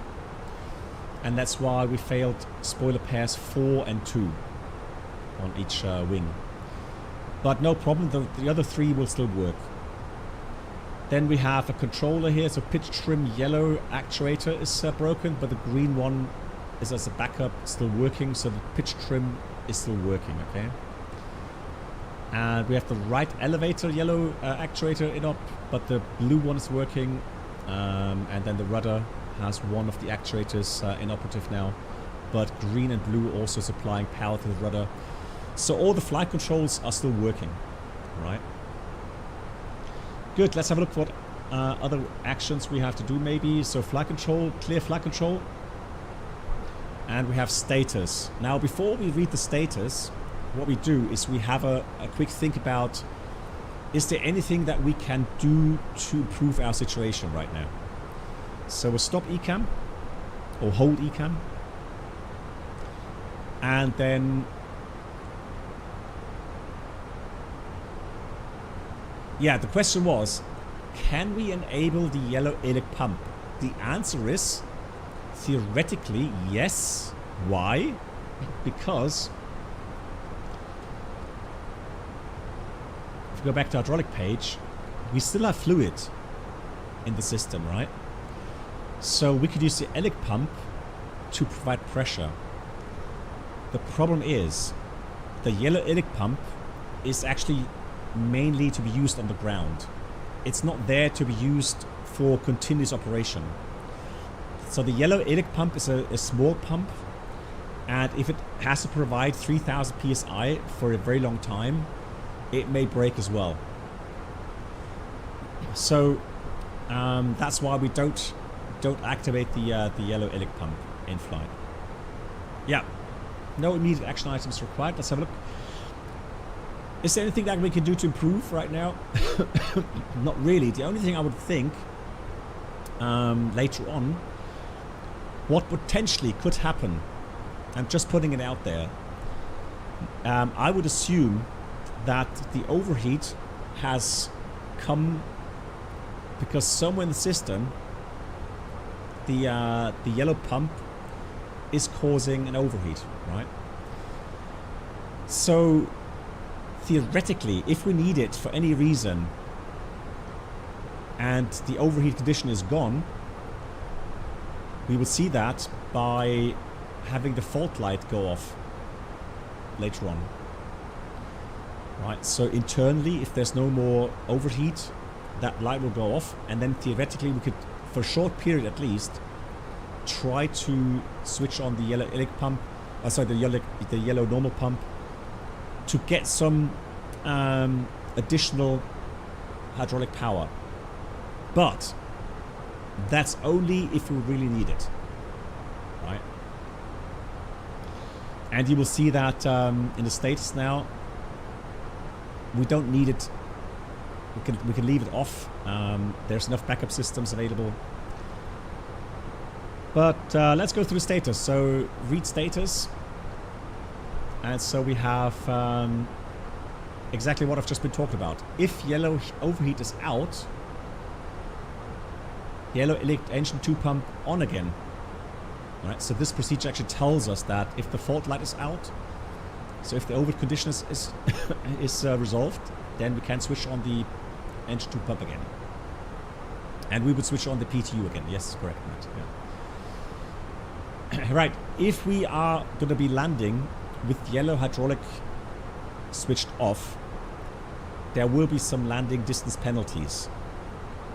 One thing would be for the spoilers, but we can also see that the reverser for engine number 2 is also not working. Cruise altitude, yeah, all the best. ATPL theory, I know it's horrible, but just keep grinding. It's worth it, okay? Keep grinding, and once that's passed, I can tell you that the worst thing in your training is behind you. The rest is much more enjoyable, okay? Good. So we'll do the landing distance procedure later once we know where we're going to land. The flaps are going to be slow. Why is that? Well, usually green system will supply both the spoilers, the slats and the flaps. However, as a backup, the blue system supplies the slats, and the green system, the yellow system supplies the flaps. So now that the yellow system, as a second provider of hydraulic power, is gone, the green system being only available. Tower 74 Romeo, contact Milan radar on 118.675.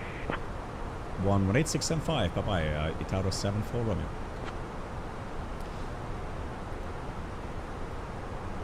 Milano, buonasera, Italo 74 Romeo, flight level 320. Okay. Italo 74 Romeo, Milan radar identified. Ciao. Ciao. Ciao, bella. Good. Okay, so we got flaps slow. That's just a fact, right? So they will take more time later in the approach to extend. Something we have to remember later on for landing. Then we have something that affects our landing capability. But interestingly enough, we can still do an automatic landing, even though yellow system has failed. But autoland, Cat 3 single, it will have a little bit higher minimas, but we can still land with autopilot engaged, i.e. automatic landing. That is still possible.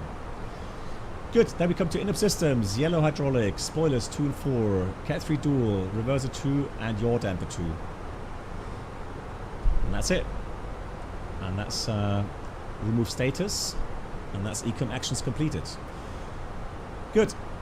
Question for you guys. Continue, divert. What do you say? What would you do? And then it says continue. Continue, okay.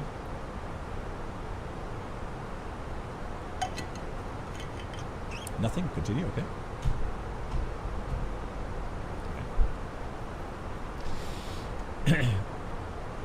Okay.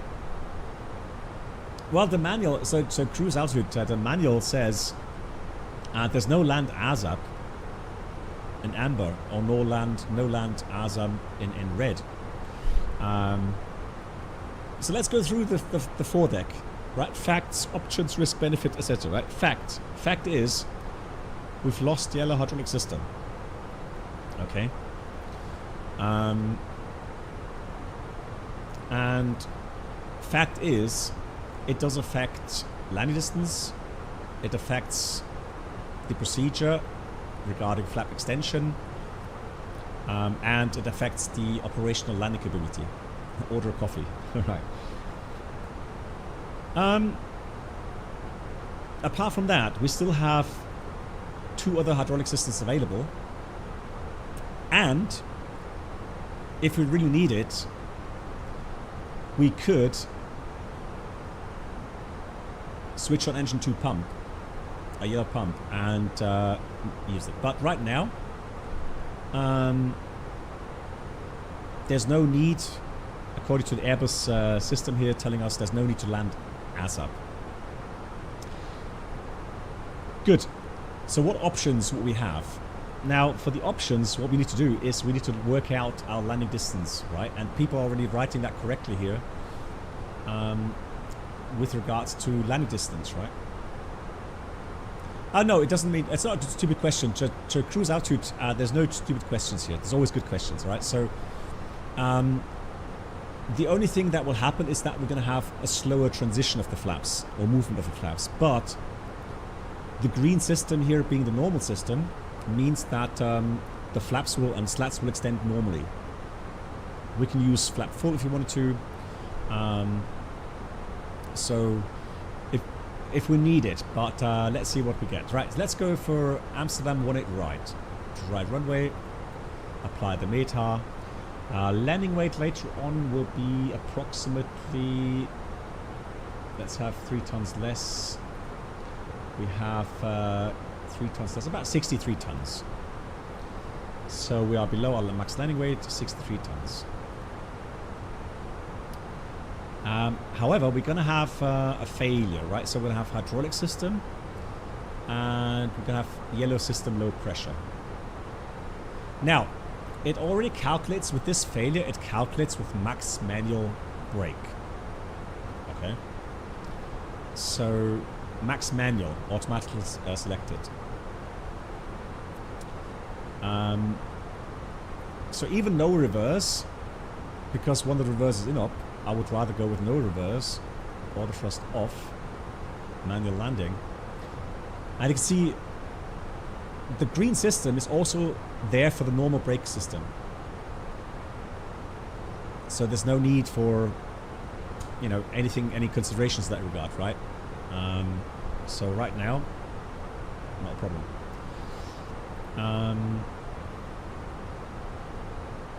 Good.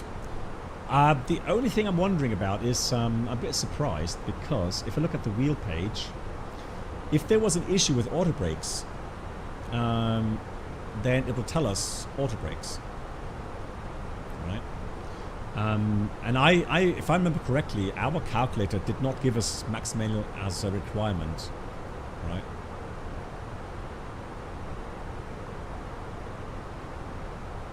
Yeah.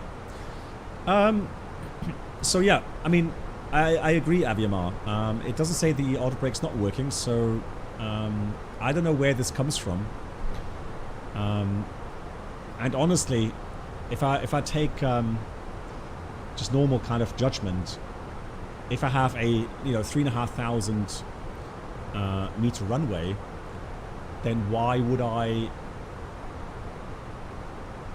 slam on full manual brakes and risk hot brakes? Because we're still heavy, 63 tons. If you go full brakes until standstill, you're going to have hot brakes. So there's no point. So I would agree that I would do a calculation here. So if I go max manual without the failure, it's a bit less, a little bit less, but not much, because the spoilers are now working. Now, if I go auto brake low, it gives me 2,000 meters, and auto brake medium, 1,500 meters, right? So again, if you have 3,800 meters available, I don't see any issues selecting auto brake low. And if anything is something, if for some reason I'm thinking something's wrong with the braking force, well, I can always go full brakes, right? So yeah, I agree. I would go low auto brake in this case. Yeah, I would agree, Abby. Exactly. Cool. Good. So options. Let's check the weather real quickly. So options would be obviously to continue to fly to Amsterdam. Currently the METAR says good weather, no snowfall, nothing. Let's check if they have a snow tam for Amsterdam. If there's any contamination mentioned anywhere.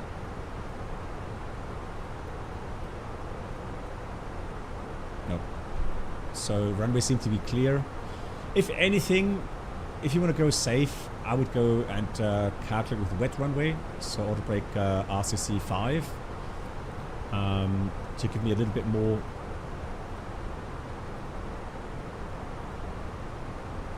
values there. So there we go. Max manual is now 1500, and if I go yellow system 1700 meters max manual, still 2000 meters margin. Right. Jacob, also another good question, and we'll talk about that in a second, because we are currently finding facts, options, etc. So we said options, continue, or we could divert to the next suitable airport. Now, what do we have around us? Let's see. So we're currently near, is it Bologna? Yeah, that's Bologna below us.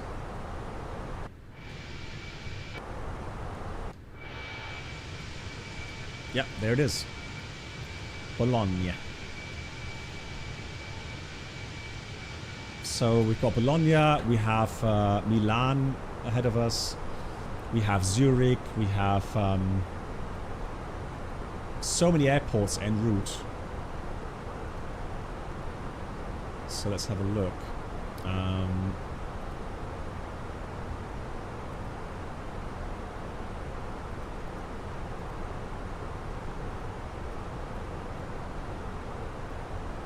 Yeah, we got Frankfurt, I think, later as well. Yeah, well, actually we got Munich. Sorry, Munich. Then we have Stuttgart. We have Frankfurt. We're gonna have Cologne, Düsseldorf. So if anything happens as we go on, we have and Venice exactly. And then so we have options, right? Good. So with all the options that we just talked about, land distance requirements, weather conditions, etc., etc., crossing of the Alps. Crossing of the Alps. Not seeing issue there either. So then we make a decision, and I ask you guys, and pretty much everyone was saying continue. And then I would say, yeah, we continue. I agree with that. So execute. Now, as we execute and as we continue, we will monitor the situation, and then from time to time, rethink if our decision that we made is still valid. Has anything changed? Has the weather changed? Now, Jacob was asking something as well regarding the company, and that's a very good point. What could be the reason that my company doesn't want me to fly to Amsterdam? Hey, Finnis. Avimar in a second, hang on. Okay.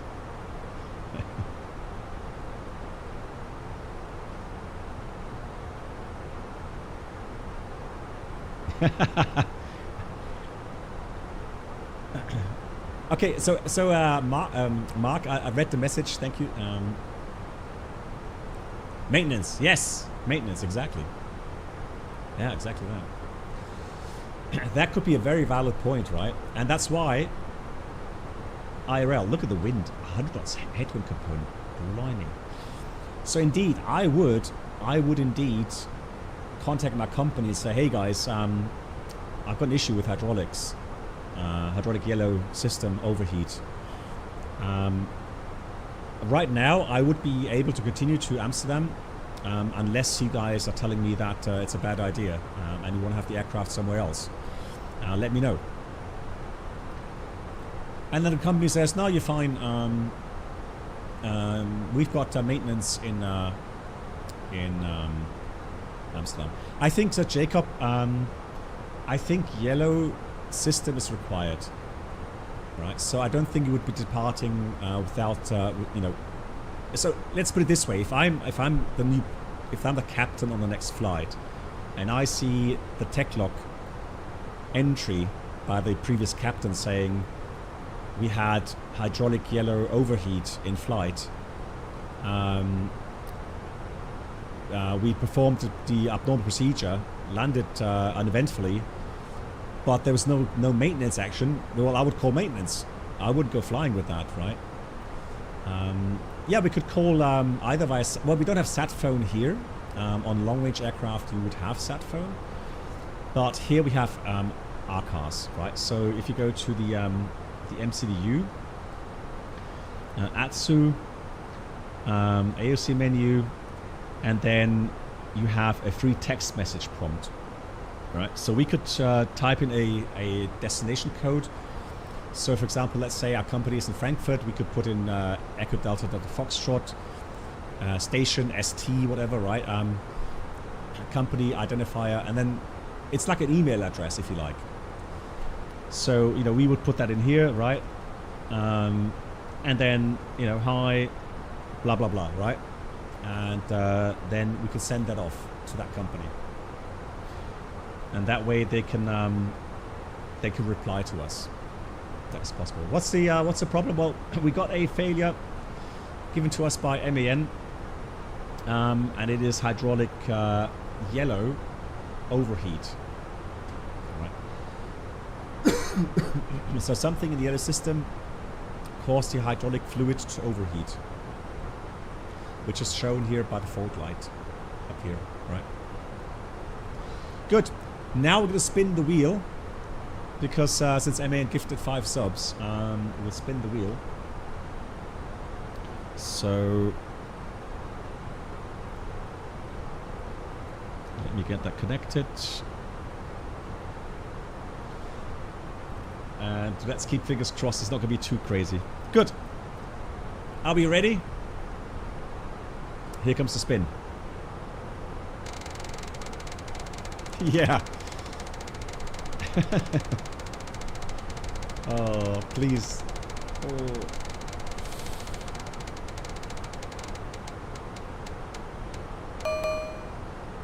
Oh. Oh, that's an interesting one. Right. Doors. Doors. Right avionics door. Right.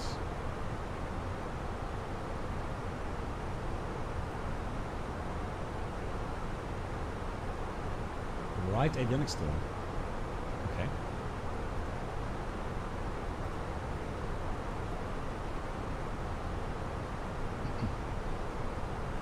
All right, let's see. Oh.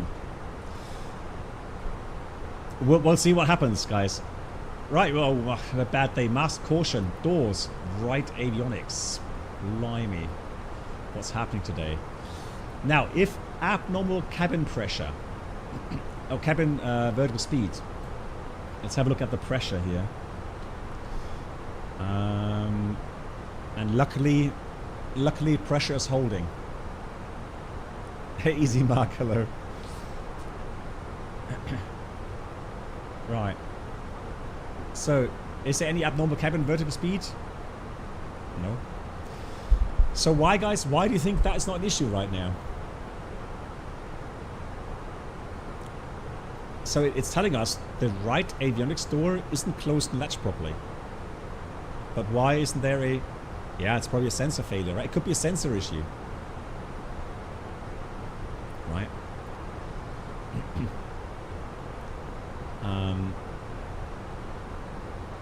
No, so avionic door, so what the message means is that on the outside, let me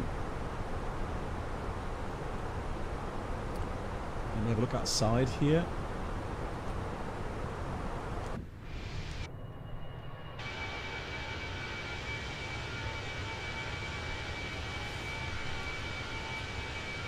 You see this door here?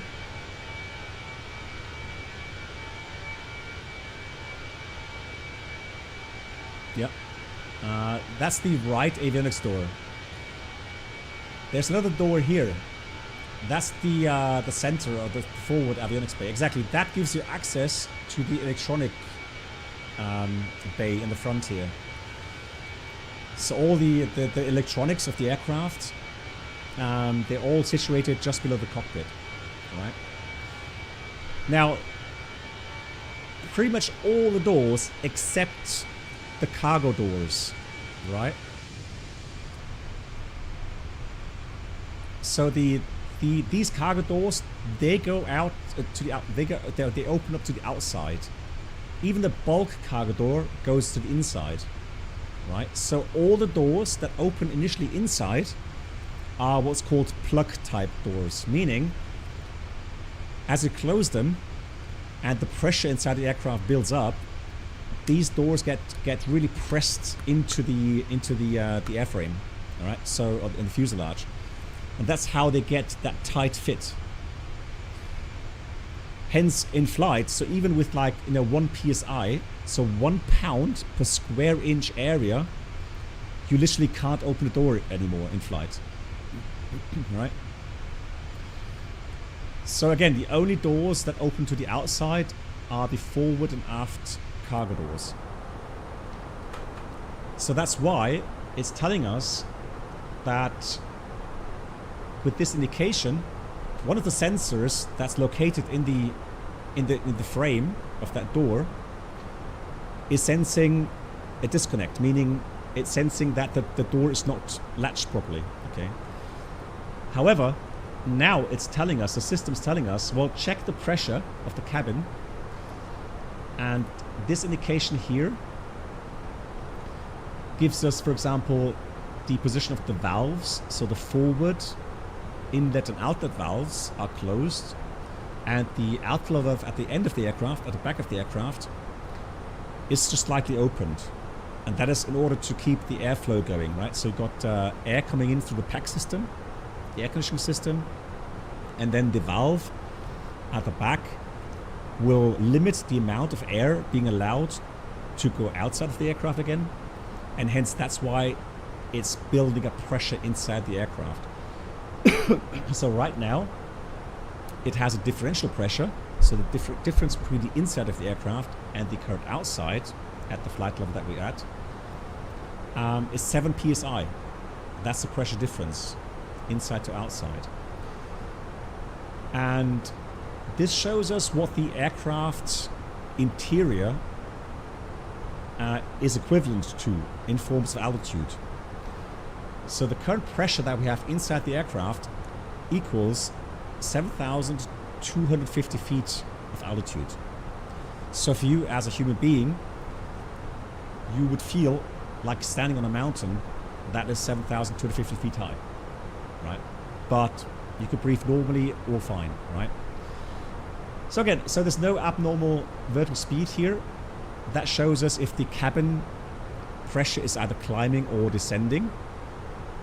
So now, as we want to get to Amsterdam, as we descend, we want to see the vertical speed of the cabin go down, right? We want the altitude decrease. So if we had a whole breach, if air would be able to leave the aircraft right now uncontrollably, then the vertical speed of the cabin would start to go up, right? And so yeah, but right now, if abnormal cabin vertical speed, no. Only if we had cabin vertical speed abnormal, we would have to do an emergency descent. But again, there's no abnormal indication there, so no need for emergency descent. Clear door. Status. Now, let's see, we've got some more things coming up, right? Here it says if abnormal cabin vertical speed, max level 100 or minimum en route, Mora. Okay, but all good, right? And this was still from the hydraulic system. In-up systems, nothing new. Remove status. ECAM actions completed. Brilliant, the Vader, you have a picture of that door giving birth to maintenance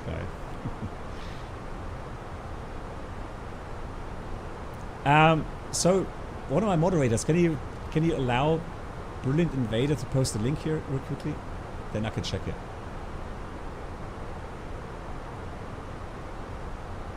Yeah, exactly, Alias. Yeah. So if the door would be leaking air, and if the packs can't supply enough air coming inside to the cabin, then there would be a net outflow of air, and then the cabin would be rising, and then you would have to descend. Yeah. Good. Quick check here. We are over the Alps. Oh, not yet. We're just about to start coming over the Alps here, and minimum safe altitude here. Let's just check that, just in case we get a. And this would be a good thing now. We got Sayintentions Aviamar. So the highest would be about 14,000. It's a bit colder than normal. So I would say the minimum user flight level would be about 160 initially.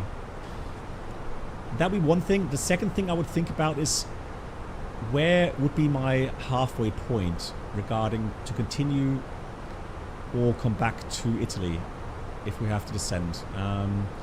Now with this wind,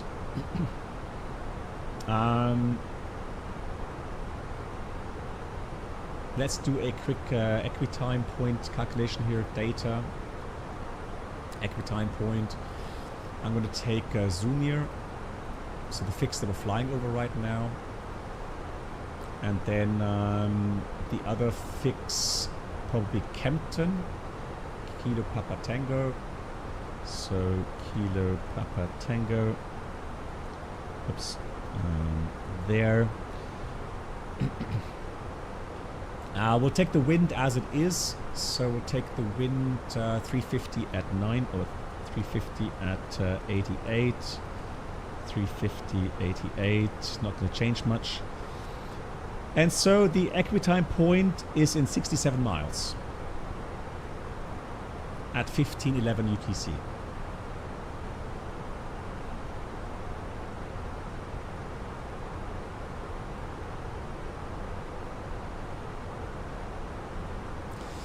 Yeah, I don't have other traffic active at the moment, no, so. How is it during landing, descending? How can the door then blow open as Delta P decreases? Yes, it can. Scrapman, that's a good point. But the thing is, again, you would have to expect that to be somewhere in the approach, because you know, even a little differential pressure will press that door into the hinges, into the airframe. So, but indeed, I would agree, Scrapman. Potentially later on, the door could open, and then you may feel a bit more pressure on the ears. Yeah, I agree with that. Good. Mark, if you allow, so the anonymous gifter who you have contact with, if that person is okay, I would like to give Egan. So Egan, are you still here?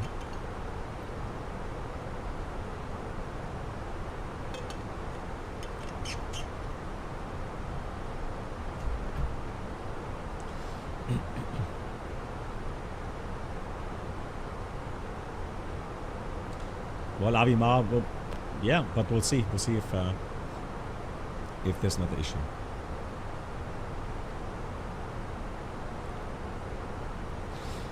Good. So now, Mr. Egan, another fellow streamer here, gave me 5 gifted subs. So he was allowed to give me a failure that he could choose, but also on top of that, I'll do 1 spin of the wheel.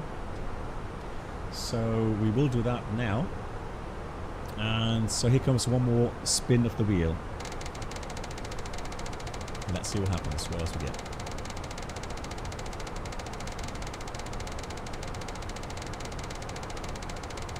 get? So when the... Oh. Huh? That's electric failure. Uh-oh. I honestly don't know in combination what happens. So, electric power, left transfer,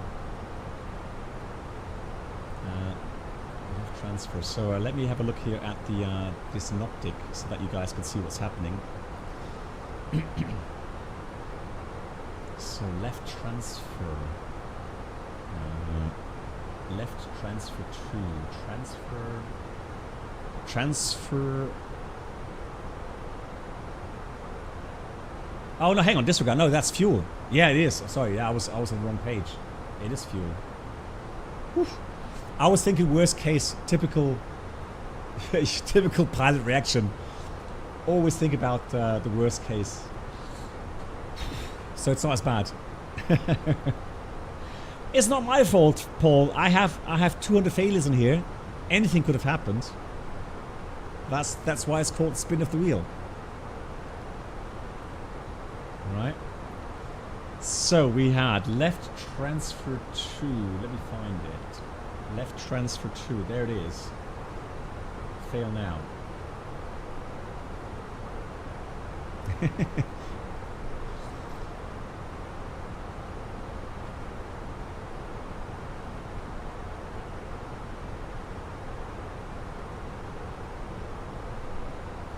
Yeah, you guys are you know, pulling my leg now until we get you know, some really bad stuff, right? So hey TW, no, so this is an app. So it's an app for the iPad or for iPhone, and I programmed literally all the failures. The only failures I left out were the engine start failures, because in flight it doesn't make sense, right?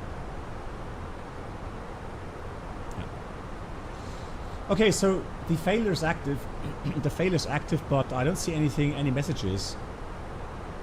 So we don't even notice. Status? Nothing. It's weird, we don't notice. I guess later on though, hang on. Bruno, you know a lot about the Airbus. So I would imagine, since it says transfer 1 and 2, it would have 2 transfer valves from the out to the inner. How many failures are there per flight? Depends on how many gifted subs we have. And currently we still have many to go through, so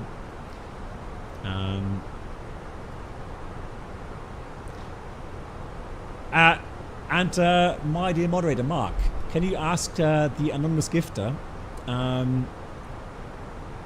if I should activate the 2 failures that he gives me before I spin the wheel or after I spin the wheel?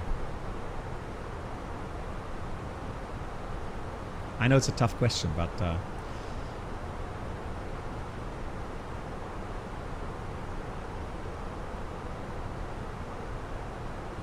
after, okay. Okay, so we continue. Though let me just quickly, let's enjoy a bit of the outside here while I prepare the failure. And this one is spicy. This one is spicy. So I'm not sure who the anonymous gifter has contacted regarding the failure.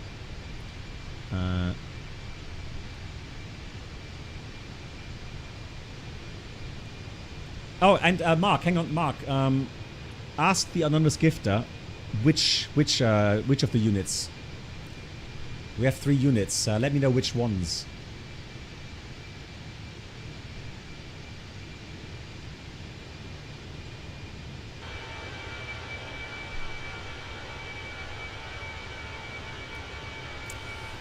Okay, transfer valve. Okay, 1 and 3 copied. The transfer valves are 2 and the center one. Okay, center tank. Fantastic. There we go. All right, so let's fail. So that's 1 and 3. Ah. Ah.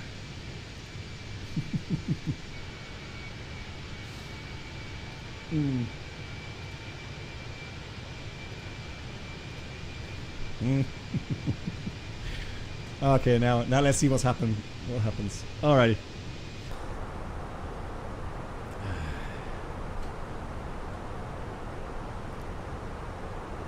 Yeah, the center tank is empty, so it's not really a big issue. Yeah, the plane is cursed. Yeah, he will definitely not accept it. No. Oh. Oh my god! Hang on. Ay. Nav ADR 1 fault. Oh. Autopilot off. Let's go. Heading track. Right, so my first officer still has some indications there. Let's do 5 path angle here. Auto thrust is also off. Manual thrust, okay. Manual thrust, manual flight. I have control currently. Let's see if autopilot 2 is working. Ah! Hang on. I was hoping autopilot 2 would work. Oh no, pitch and power. Well, it's not unreliable airspeed right now. So if I look at the standby indications here, but anyways, let's go through the checklist. But again, aviate, navigate, communicate. Aviate, all right, it's the level flight. We are in alternate law though. Alternate law. And navigation, well, nav mode is not available right now. So land radar from Itaro 74 Romeo request.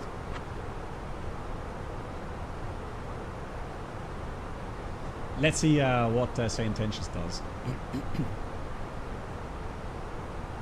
Itaro 74 Romeo radar services confirmed. Descend flight level 320. Advise intentions. Okay, Itaro 7 for Romeo. Request heading 330 due to navigational problem.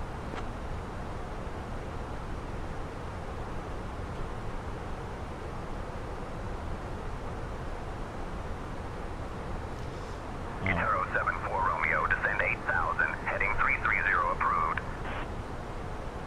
Okay, heading 330 approved. However, we are requesting flight level 320. All right. Good. ECAM actions. Auto flight. Autopilot off. Copied. Clear auto flight. 74 Romeo. Climb flight level 320. Yeah. Maintain level 320. 8074 Romeo. Good. Heading is approved. 330. Let's go back. Oh, well, let's do a track here for now. 330. Yeah, Beethoven in a second. Let me go through the checklist. So right now, I would have given control to the first officer. Right, he's got speed, he's got altitude, so I would say to the first officer, you control. And I have ECAM. Good, so... 8074 Romeo. Contact Vienna radar on 118.56. 1856, Itaro 7 for Romeo. But just like in real life, Vienna, Servus, Itaro 7 for Romeo, heading 330, flight level 320. Adronics, no.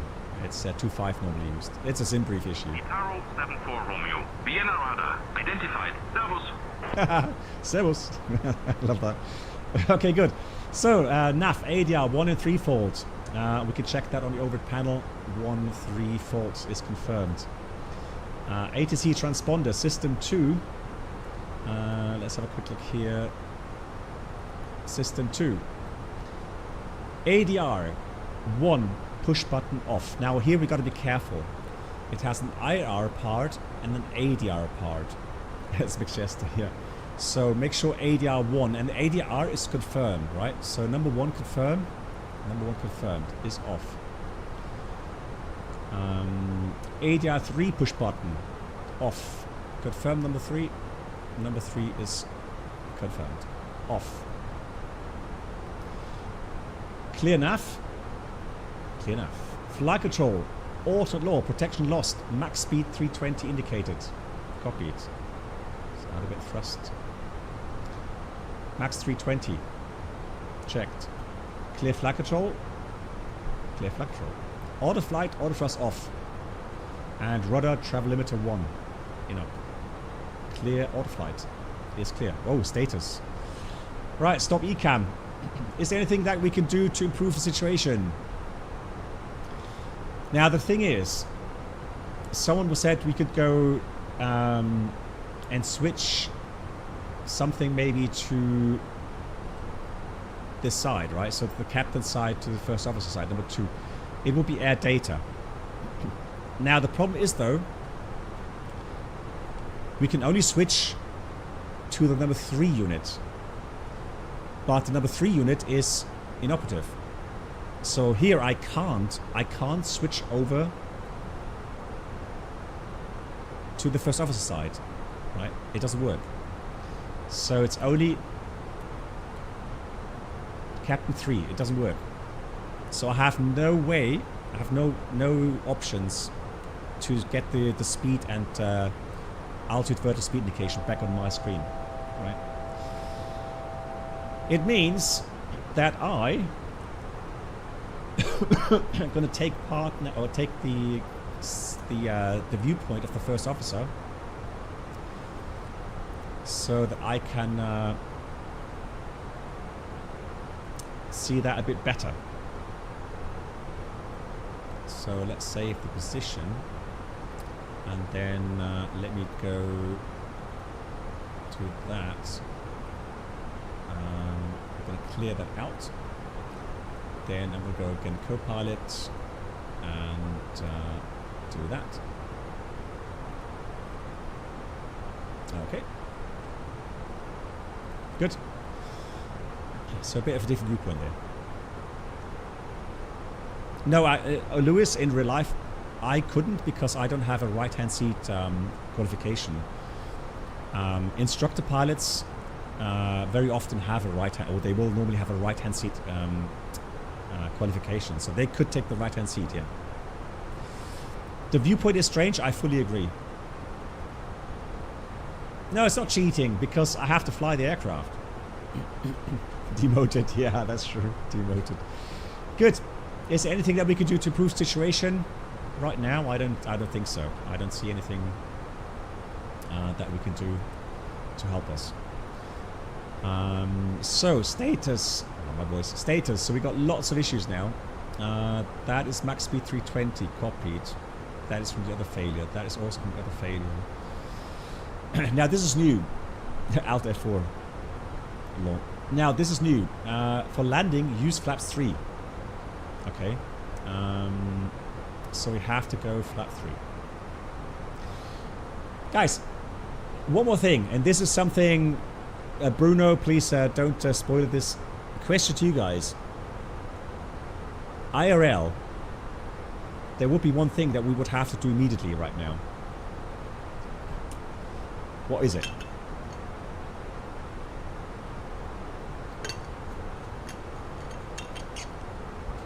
Panic? Yeah, you can. You shouldn't, but you can. Descent? Why descent, Abimar? Ah, Jacob, yes.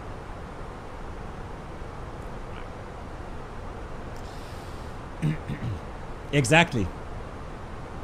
We are in RVSM airspace right now, and for that we need an autopilot pen, at least one autopilot that has an altitude hold function. 807 for Romeo request.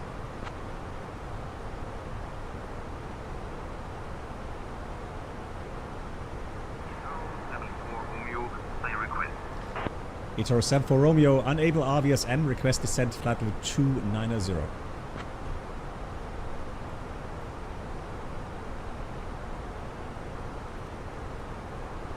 Etoro 7 for Romeo, descent flight level 290. Descent flight level 290, Etoro 7 for Romeo, thank you. Alright. Now we don't have flight directors, just have so 290, let's descend, manual thrusts.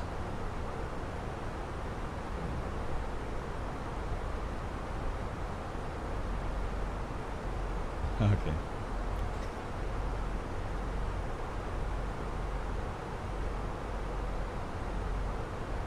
Etoro 7 for Romeo. Contact Munich radar on 133.55. 13355. Copied. Etoro 7 for Romeo.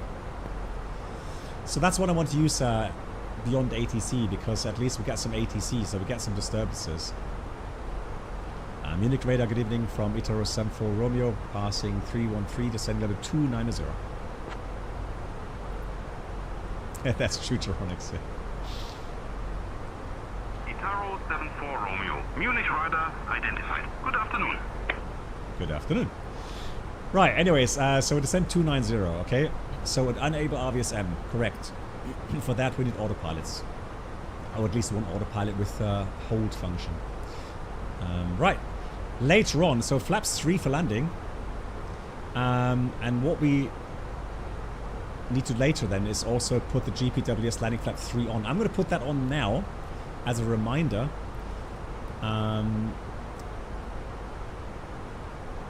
However, for the calculations, it's always ref is always taken from config full, right? And then you would add any additionals if there were additionals to that. But so we've got that, and then we have navigation system, dual IR fault. So that's in the list there as well. All right, so. And that says node flap 3 required. Perfect. And also sets flaps 3 automatically. Very nice. Cool. Okay, let's add a bit of thrust here. 1,000 feet to go. Good, so landing flap 3, keep that in mind for later on. Landing gear, gravity extension. Another question for you guys. System knowledge. Why do we need to use gravity extension? Or let me ask you, if you put the landing gear lever down, would it work?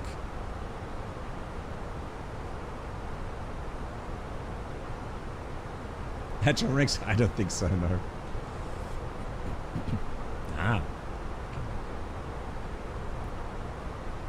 No, it knows that we're in flight, RVMR, but Nico said it correctly.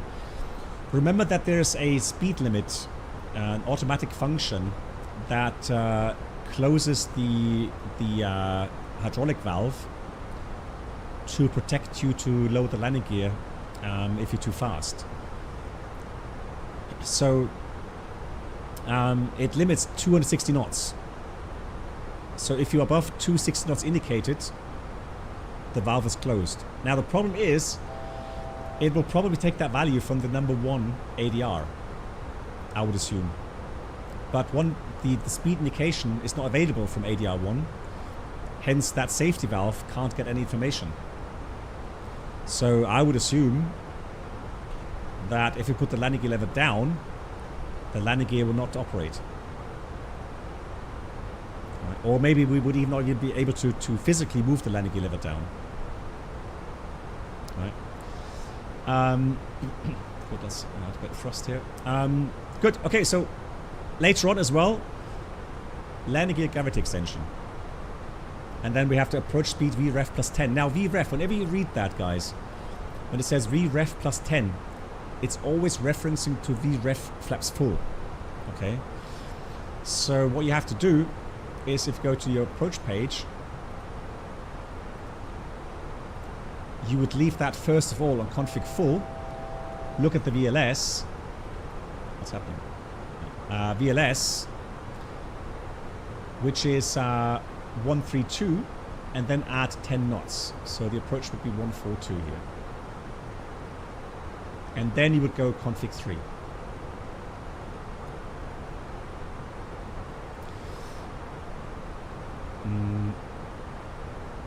Alright, in the EFBs that we had, the EFBs actually had the correct values.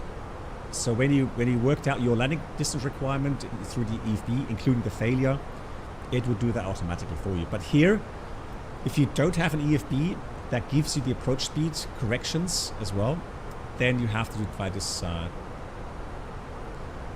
It doesn't matter, Geronix. Yeah, I know, but that's just the way it is. Yeah.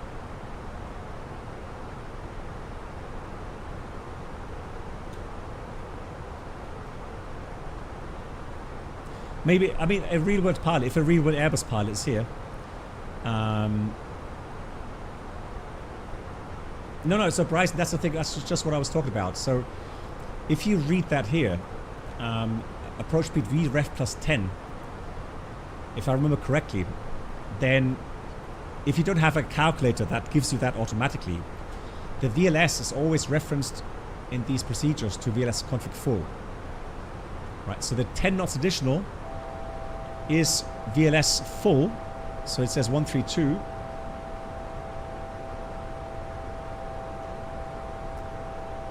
And then you add 10 knots, which is 142, and then you select config 3 for landing.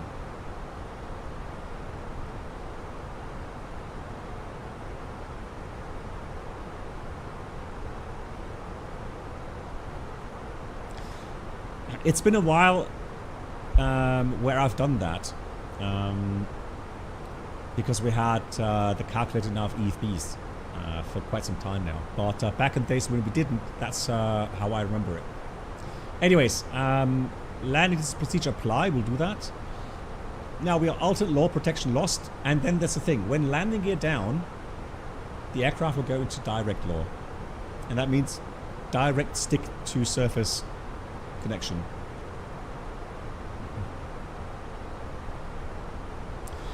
Ghost, Airbus says, yeah,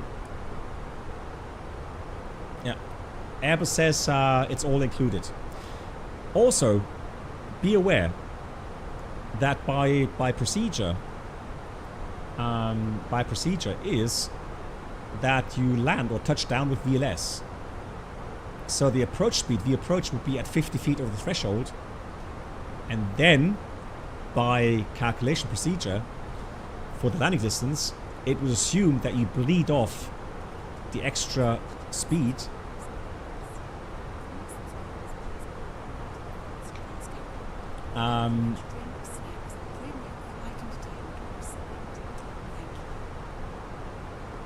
yeah, you bleed off the speed to touch down with VLS, right? And then even then, pace strike apparently is not a risk.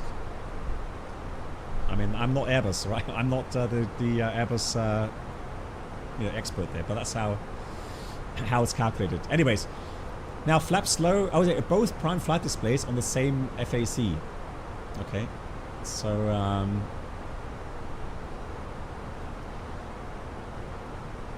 so FAC. The only thing is, what I would assume. So the FAC also calculates the characteristic speed indications. So like S speed, etc., green dot speed. Yeah, flight augmentation speed. But I'm just trying to think what that really means, because and maybe the flight path angle, so the flight path vector indicator here comes from the same FAC, right? Hey Vizak, greetings to cold Finland. Yeah, that's it probably. Okay, thank you, Bruno. Right, in-up systems, yellow hydraulic, flight control protection, ADR 1 and 3, spoilers 2 and 4. LAF, load alleviation function. Anyone know what it is? Ladies and gentlemen, welcome aboard Captain Blackbox I know. Entertainment Experience. New subscribers should now pick up their past first class. Vizak, thank you so much for the 26 months. Much appreciated. And Bari, Juan Bari. ED711 Pro. Thanks so much. And for the 10 months, Bari. Thanks for the support as well. Yeah, so G limiter, no. No. It's a system installed in the Airbus that uses spoiler movements, yeah, to reduce the stress on the wing struts. Right. Is it an issue right now? No. It's more an issue maybe for long term. Right. So by reducing the structural stress from the wings, right, to the fuselage, then it prolongs, you know, the life of the aircraft, right? But right now, that's not a big issue. Okay. Good. We have in-up system as well regarding the autopilot 1 and 2. Yeah, exactly. The first Airbuses didn't have that either, right? So yeah, it's not a big issue. But it's good to know what it is, right? Autothrust in-up, Cat 2 is in-up, so we only have Category 1. Now this could be something interesting, right? Because previously we could go down to Cat 3 single. But now you can only go Cat 1. Why is that? Let me ask you that, guys. Why is there only Cat 1 available now? I mean, you can land manually in Cat 2 condition. But why are we only Cat 1 now?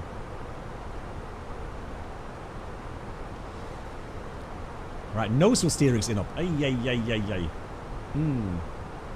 Yeah, flat rector and auto thrusts. Yeah. Yep.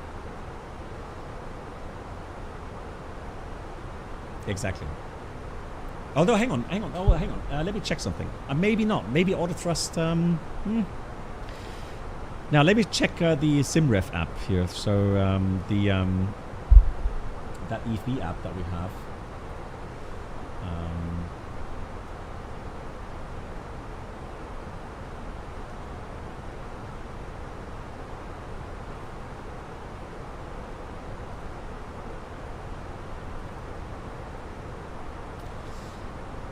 So, if we go to, what was it, ops, operational, no, ops again, supplementary, no, hang on, what was it, operational data, yeah, required equipment, there it is. So, required equipment for these approaches, right? Now, look at this, interestingly enough, for category 2, it says what autopilot has to be, but we don't need auto thrust, right? So we could, you know, from that point of view, auto thrust is not required for Cat 2. It's required for Cat 3 single and Cat 3 dual, but not for Cat 2.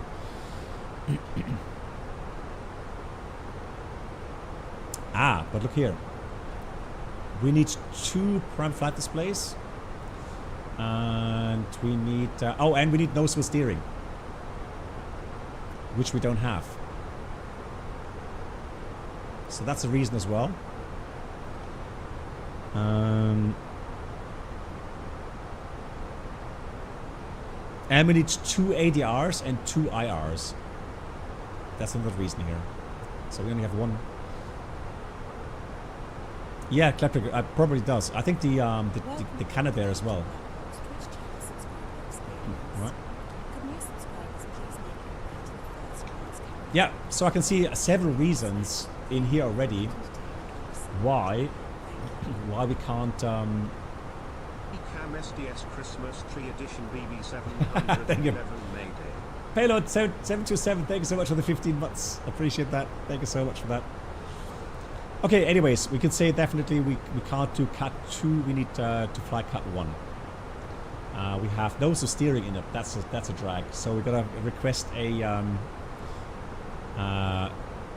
to remain on the runway after landing, and to get a tow truck to get off the runway. So that's something we would have to do.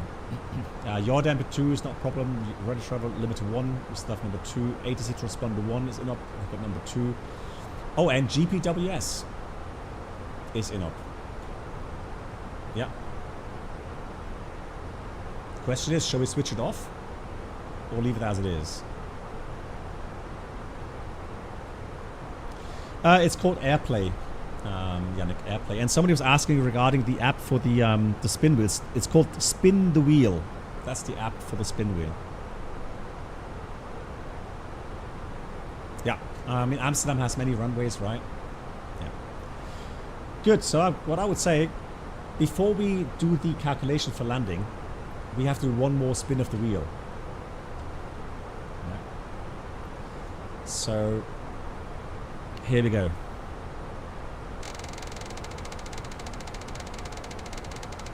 Oh yeah, and we had the ECAM actions completed here.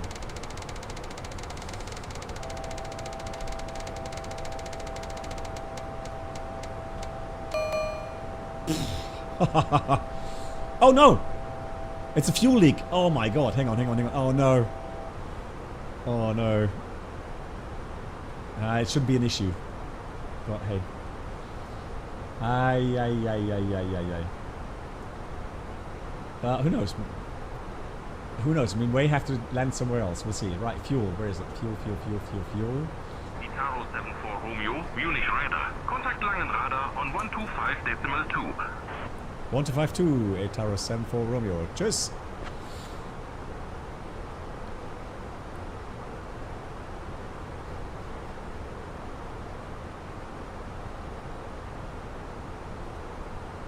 Right, what was it again? It was fuel leak right outer.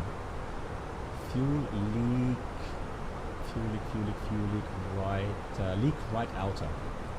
Fail now. Right, Langen, hello, the Itaro 74 Romeo, flight number 290.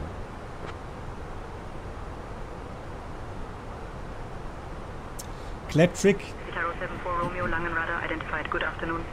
Kleptrick, I think by now, with all these failures going on, I would say something's really broken with the aircraft. I would say, you know, maybe we have a little smoldering going on somewhere in the electronic compartment causing these issues. By now, I think I would try to get down quickly. Yeah, I would definitely say so, yeah. Mother-shan, yeah, probably. Something like that. Right, now guys, we have a fuel leak. The problem is, where do we see it? Where do we see the fuel leak? Why isn't it showing us the fuel leak right now?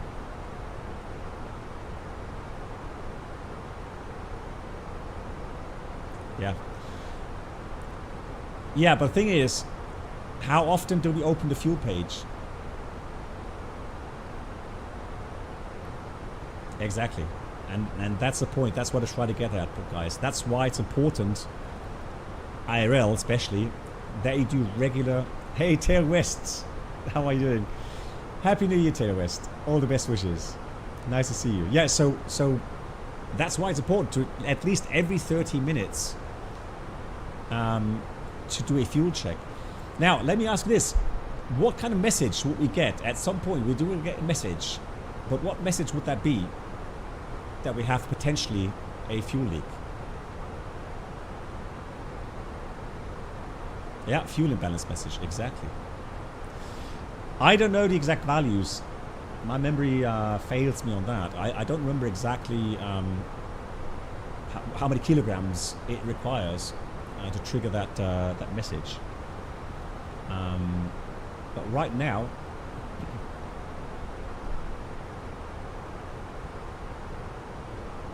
yeah, did I trigger the wrong one? No, I said leaked right outer. That's not right outer. That's inner.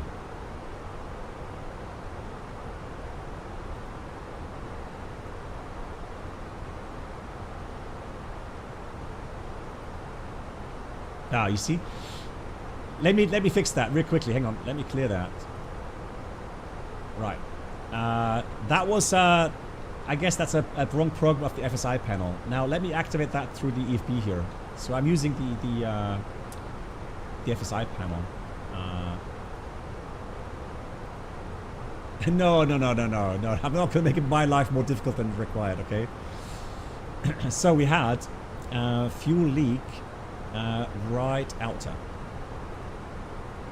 There you go, okay?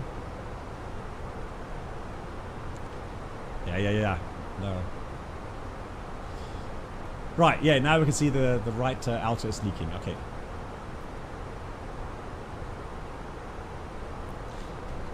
Yeah, so, I mean, you know, at some point, let's say, you know, up to now,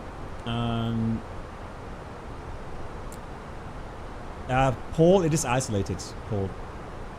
The valves are closed. These valves only open when one of the main tanks reaches about 800 kilograms. So these valves are closed. They're not opening. And you can see that it's not going into the inner. So there's a leak directly at the fuel tank somewhere.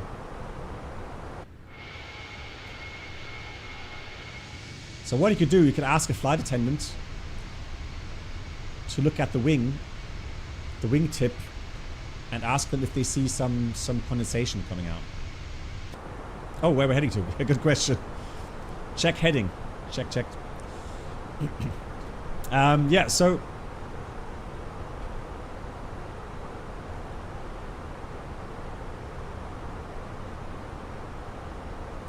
there's only a trick that you could do. So let's say we're seeing a fuel leak. There is a trick where we could open the valves, and that is by pulling some circuit breakers. But the thing is, you know, if you start looking at the circuit breakers, until you find those two valves, I mean, and then potentially pulling the wrong valves, CBs, I would just probably leave it. Right? Exactly.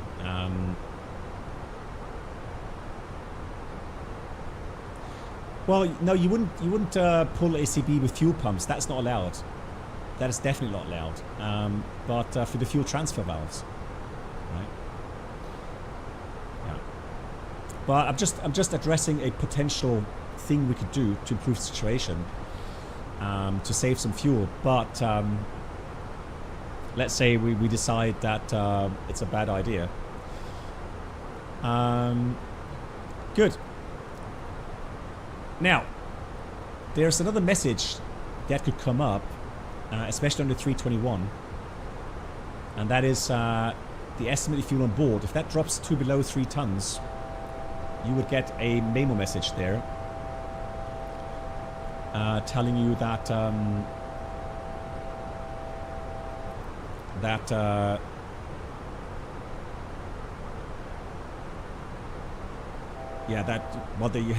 you're going to be landing with less than 3 tons, which in the A321 is about, it's about an hour flight time. It's not bad, but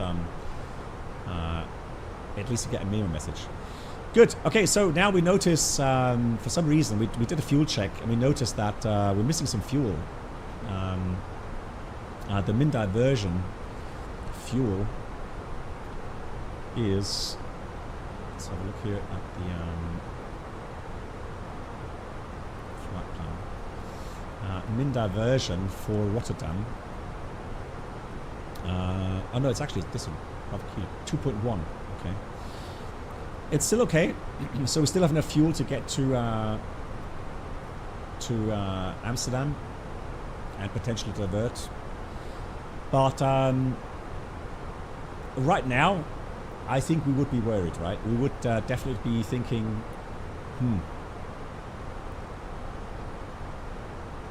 Lee, if you contact, well, maybe one of my moderators can have a look, Lee. So if you put, Lee, if you type hello at the welcome channel, you should see all those channels, or maybe you have to put group flight access. Can one of my moderators please give Lee the group flight? Yeah, it's like a /rank group flight. Yeah, try that, Lee. Thanks, Avima. Okay. Question to you guys. We now noticed that we had a fuel leak, but we can see that it was just the outer tank here. The rest is still stable. And no fuel imbalance message.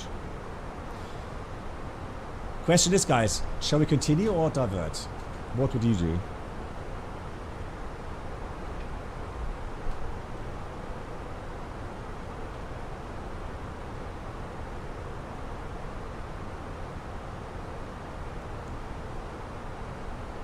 No, the fly-by-wire system. Although I give you another thing, right? We're going to be in direct law. So yeah, you would feel that. We cannot trim the ailerons here. We can only trim rudder. So I could apply a little bit of right rudder.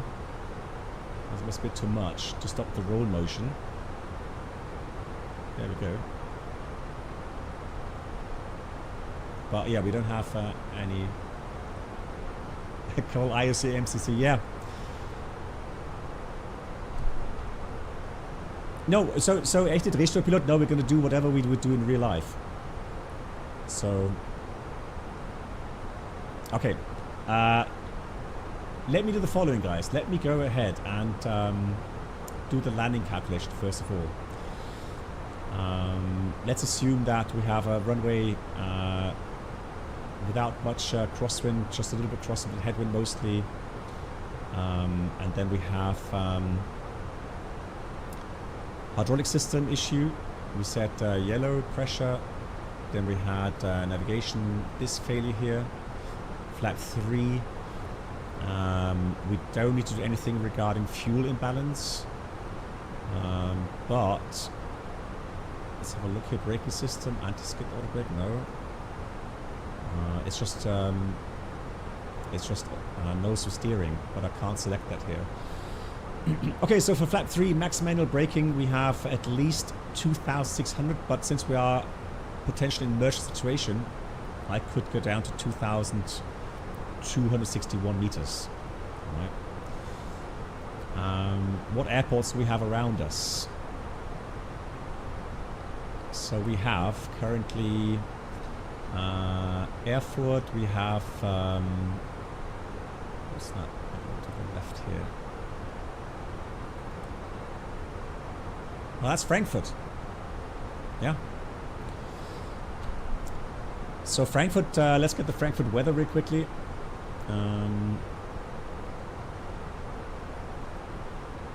So fact is, we have several issues. Biggest issues that we have is yellow hydraulic systems in up, nose of steering in up. We have ADR issue, only Cat 1 conditions possible. We had a fuel leak. Landing gear has to be done via gravity extension. We have to be able to fly direct low. Flaps are going to move slow, a little bit high approach speed. Yeah, so options: continue to Amsterdam or divert potentially to Frankfurt. But let me get the weather request here real quickly for Frankfurt.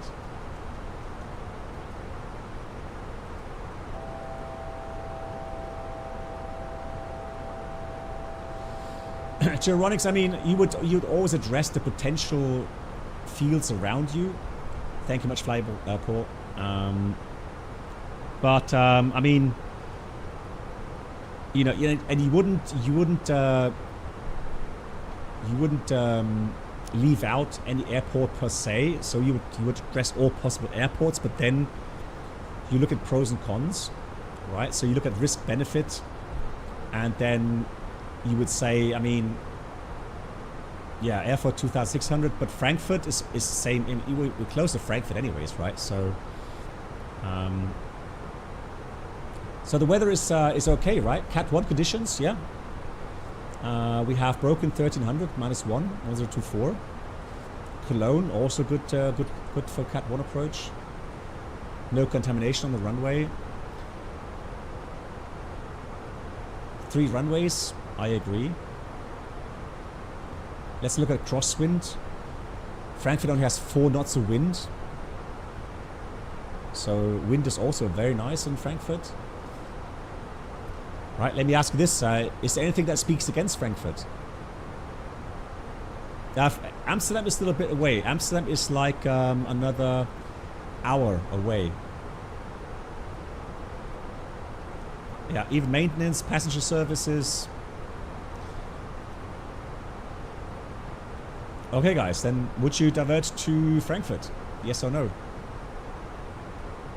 It's -1. Tail west, trust me.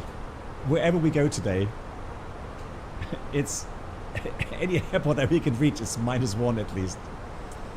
We hate Frankfurt. Alrighty, Frankfurt it is. Langen, Etoro 74 Romeo request.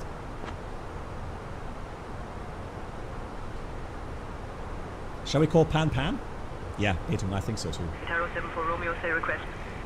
Etoro 74 Romeo, Pan. We have several technical issues. We would request diversion to Frankfurt.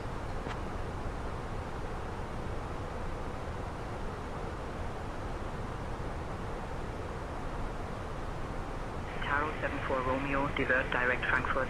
Descent altitude 6,000 feet, QNH 1023. Approved for diversion, descent 6,000, QNH 1023, Etoro 74 Romeo. And request right heading 180, Etoro 74 Romeo.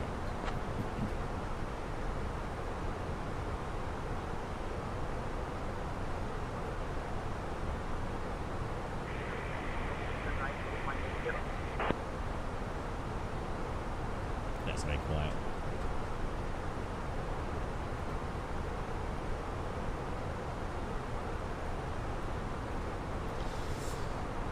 Yeah, I'm gonna give myself 180 on the track here.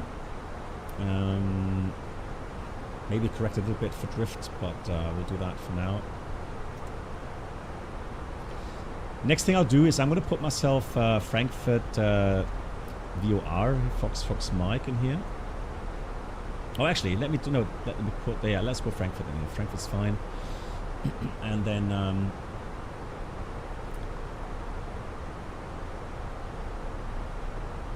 interesting that it's blinking here.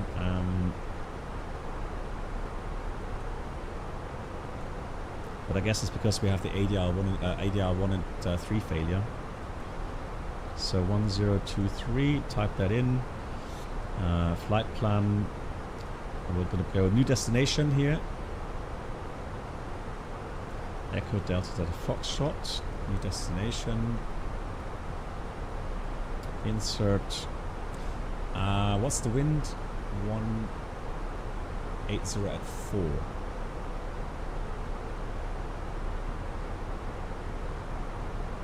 Itoro 74 Romeo, request 25 left for landing.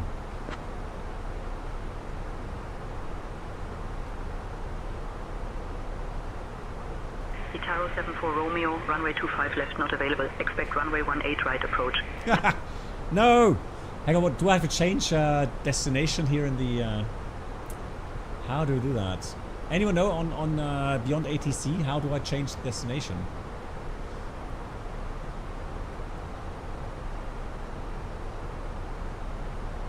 Yeah, that's the thing.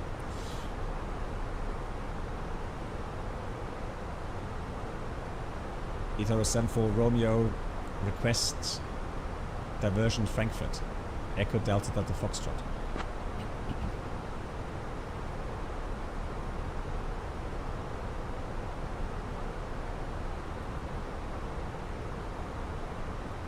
Itaro 74 Romeo, divert to Frankfurt approved. Expect the Dep 1 Alpha arrival.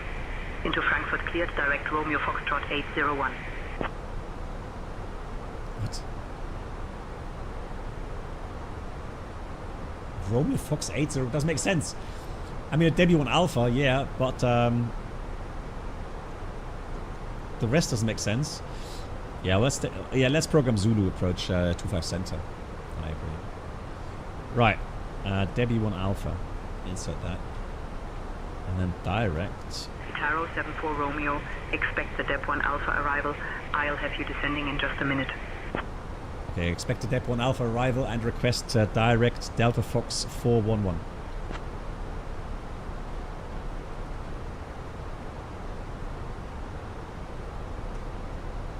Itaro 74 Romeo, cleared direct Delta Fox 411. Expect the Dep 1 Alpha arrival. Direct Delta Fox 411, the Debbie 1 Alpha arrival. Copy it, Itaro 74 Romeo. Now, strictly speaking, I mean, I would request radar vectors, but I think Beyond ATC is a bit overwhelmed with that. Anyways, so yeah, we're gonna go prepare for the ILS Zulu 25 center. So now we can do a proper calculation here. Echo Delta Delta Foxtrot. 25 center, brake action good. Apply METAR. Here it was 1023. They say we take that. Landing weight is 62.5. Let's say 62.5. 62.5. And then failures are still in. Flap 3. Max manual. No reverse. No auto thrust. 2,200 meters is fine. We will take that. We currently have 50 miles to go. That's why I put the speed brakes out. Sending a bit faster than required. Or than normal. It's Sayintentions. Yeah. Yeah, of course. I mean, in the meantime, yeah, we would have contacted the cabin crew, told them that we have the issues, you know, have them stop the service, etc., etc. And the question then would be, would we prepare the landing or the cabin for any abnormal landing?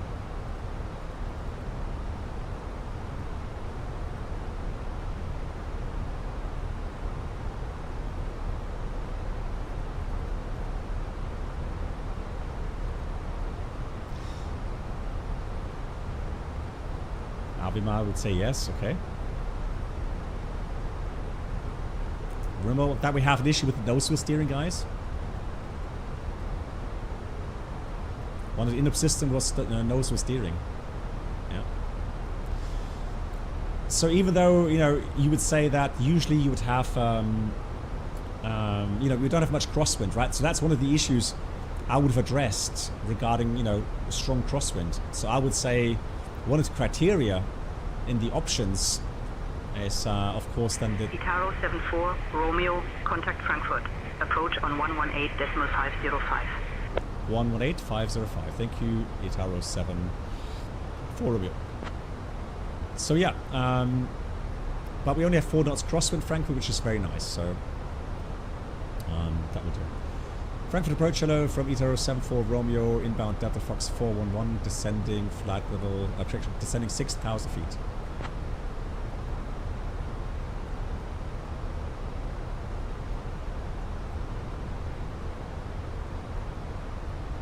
Itaro 74 Romeo, Frankfurt approach identified. Guten Nachmittag. Expect the ILS runway 25 left approach into Frankfurt.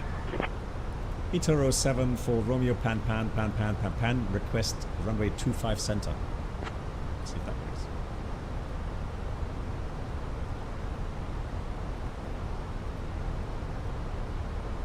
Itaro 74 Romeo, runway 25 center is not active. Expect ILS runway 25 left approach. Okay, copied. ILS 25 left, Itaro 711. I mean, what can I say, right? Yeah, so we would prepare... 74 Romeo, roger. Continue approach. Continue, Itaro 74 Romeo. So I would definitely prepare the cabin this time, right? Just for demonstration of safety position and potential evacuation.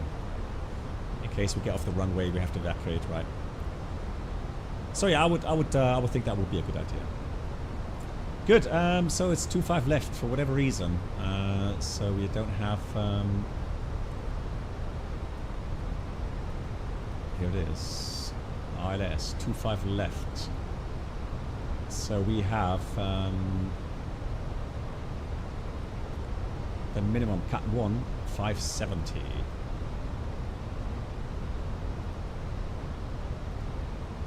Let me activate the approach phase already.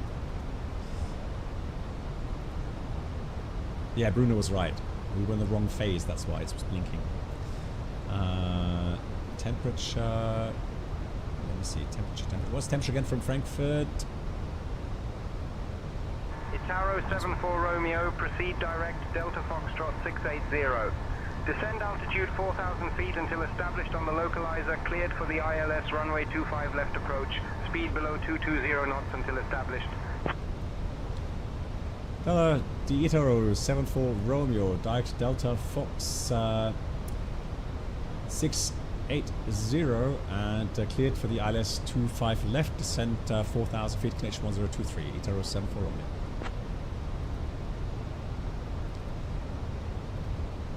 So you can see, a single pilot is always a lot to do. So quickly, 25 left. There it is, 25 left. Insert, direct, 680. Insert. How many miles do we have? 30 miles? Yeah, we're good on the altitude. So we will be able to slow down. And again, we have to expect a little bit longer extension time, but shouldn't take that much longer. Good. Let's go flaps 1. Speed's checked. Flaps 1. Let's start. Start slowing down. Take some energy out of the aircraft. So minimum was 570. Performance 570. In here. Config 3. And the wind is 180 at 4. There we go. And I assume that's cabin ready. The cabin is now secure for landing. Thank you. About 10 or 15 more minutes to landing. Alright, engine anti-ice will go on already.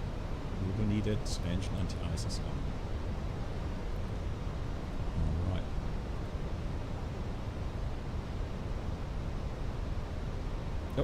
Careful with the speed here. 20 miles. Yeah, well, got a bit of distance to go, so let's continue in flaps 1 for now. We are going to be... Yeah, we're inside the MSA already. So MSA should be 4,300. So 4,000 will be below MSA. However, contour layer,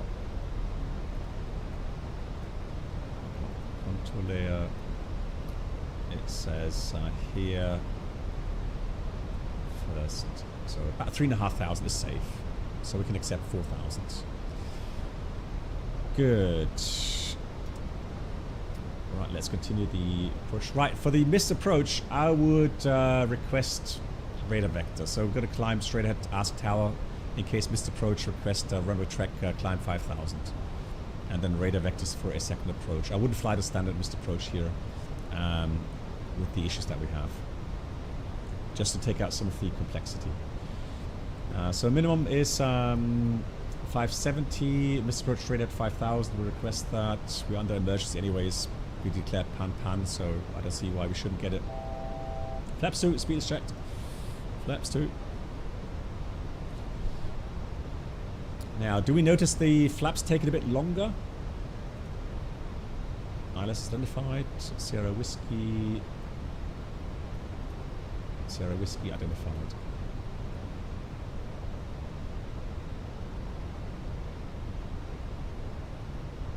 Hey Zajil, hello to you. Yeah, so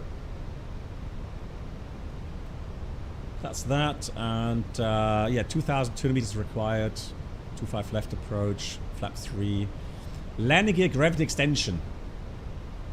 So that's something that takes a few more seconds as well, and there is even a checklist for that. Let's see if I find it quickly in the app. So ops, supplementary procedures.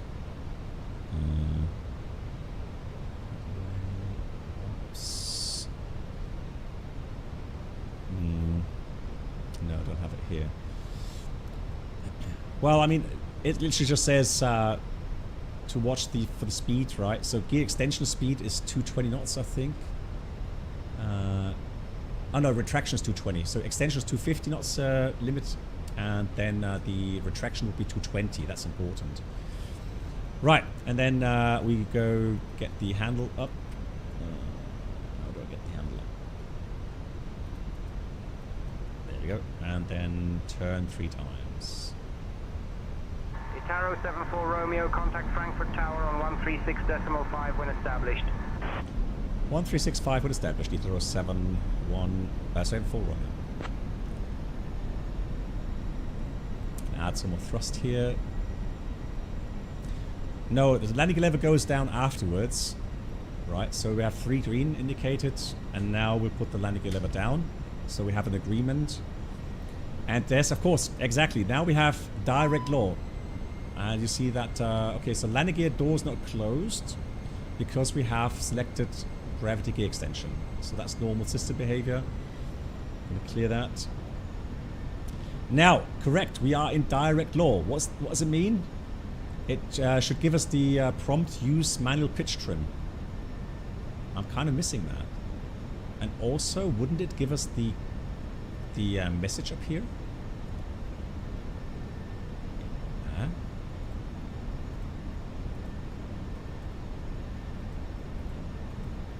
Yeah, guys, so those that are knowledgeable, Zajil or Tail West, we should expect the message, right, regarding use manual pitch trim up here and the PFD. And it should be direct law for sure. Right. Probably maybe a sim issue. I don't know. All right. Good. So glide subs coming in. Where's my localizer? Here it is. Localizer live as well.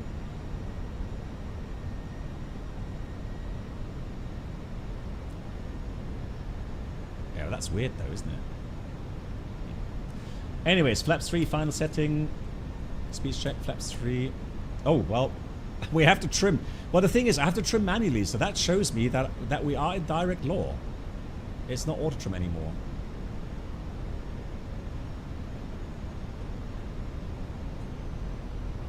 Right, 142. Oh, another thing that Zajil or Taylor West. Another question that came up, and my memory may serve me wrong, but if you have in the status page, if it says use flaps, approach speed VREF plus 10, the VREF is referenced to config full, right? Even though you do a config 3 approach, man. Really all over the place here. Yeah, I would say it's a bug, yeah.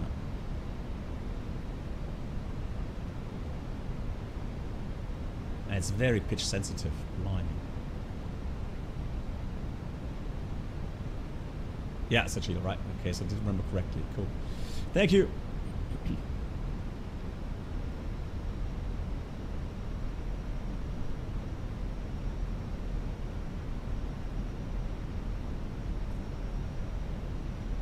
All right. Well, it is what it is, right? We've got to live with it. That's how the aircraft is behaving right now. Anything else? I think we did everything in the status here. Oh yeah, what about the overheat? It's still there, so we're not going to switch on the yellow. It doesn't help anyways, so we are configured. Getting low here. Let's correct that. Done that. Right, so in case of missed approach, potentially then we will be back in auto law. If not, a factory set might help, right? Correct me if I'm wrong. Yeah, 80, was it 365, right? Ugh. Let me do it here. 365. I would need a first officer, desperately. It's a little bit crossing to the left as well. 365.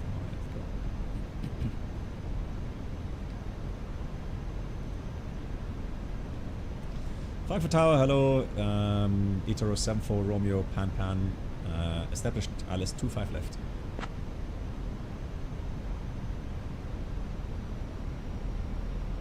Itaro 74 Romeo, Frankfurt Tower, Gude identified. Continue approach runway 25 left. Gude, continue approach 25 left, Itaro 74 Romeo. That's funny. It says Gude. Slang for the Frankfurt citizens. Alrighty, landing gear is down. So, well, we should have read an approach checklist as well, right? Again, it was so busy. So approach bar ref 1023 is set. Seatbelts on, minimum bar row 570, auto brake off, max manual braking, although we'll brake as needed. And then engine mode selector is normal. And that's the approach checklist completed. Landing checklist, ECAM landing, no blue, cabin is ready, everything's prepared. And yeah, we tell Tower that we have to remain on runway. They would have the fire brigade at the runway right now. 1000. It's checked. And when we call pan, you know, they have their procedures, so they will decide what kind of services they would need. I have a feeling that the manual trim doesn't work at all. Itaro 74 Romeo, short fun.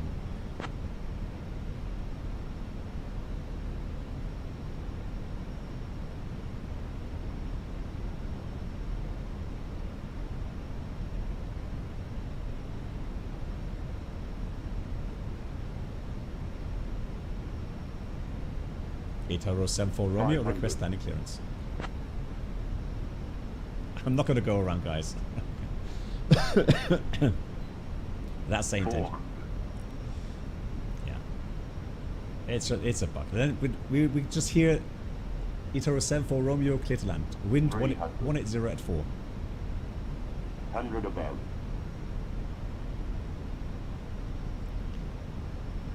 Oh my god, it's so pitch sensitive.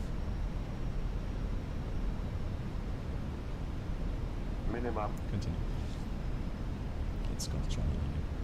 Probably going to grease it now because it's direct law. 50. 40, 30. You can always go around if it don't look right coming down. Right. Don't wait until idle your reverse. side is sliding on the ground. Yeah. You can always go around. Spoilers. Good brake connection.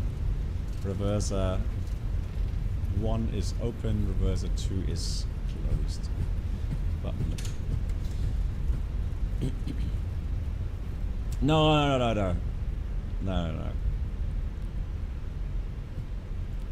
Right, so nose of steering is apparently broken. Let me test that. No, it's working. Itaro 74 Romeo, exit at Romeo 7 if able. Contact ground on 121.805. Itaro 7 for Romeo, negative, unable to exit. We have to stay on the runway. Let's see what it says now. If able. Well, at least it said if able. Itaro 74 Romeo, roger, hold position on the runway. Advise when able to exit. Itaro 74 Romeo, unable, have to request a tow truck, please.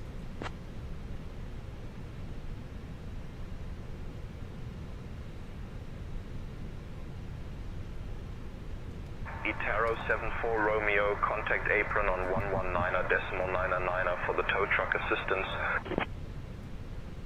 Oh, let's try that. We'll contact 119.9 Itaro 74 Romeo. I mean, hey, we had a pushback truck through Sayintentions, which was crazy. So 99. I mean, we're gonna try. I will try. Right, for that we're gonna have to engage the APU though. So let's do that.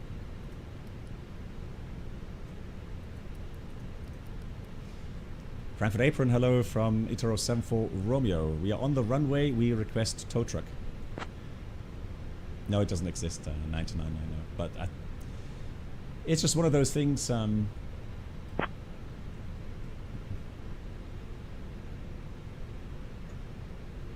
Also, I mean, in the meantime, we would have had to think about do we call in attention crew on station? I think that would have been a good idea. To have the cabin crew, after we stop and have parking brake set, to have the cabin crew get up and check the outside. Who knows? Maybe we have some other issue, leaking fuel, we have some smoke developing, whatever, right? So the cabin crew could then look outside through the windows and give us some information. And then, you know, we would start the APU, shut down the engines. I would make maybe an announcement. Well, not yet, but, you know, if the cabin crew tells me there's nothing unusual outside, no smoke, nothing. Fire brigade, yeah, fire brigade would be there. Svenja, exactly. We could ask them, and then yeah, and then if we decide that we don't have to go into the evacuation checklist, we would say cancel alert for the cabin crew, and then you would make an announcement to the passengers, tell them exactly what happened, and etc. Frankfurt ramp from Itaro 74 Romeo. Do you read?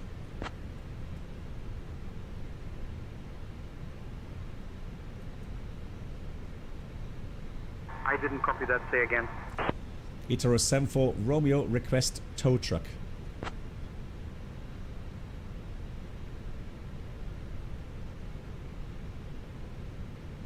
Tow truck en route.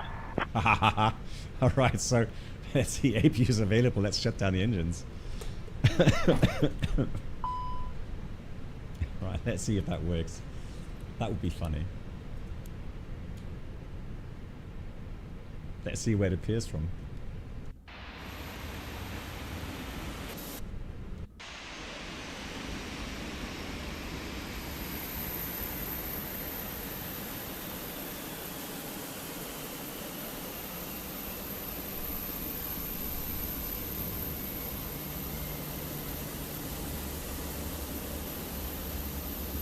I'll be very surprised if that works.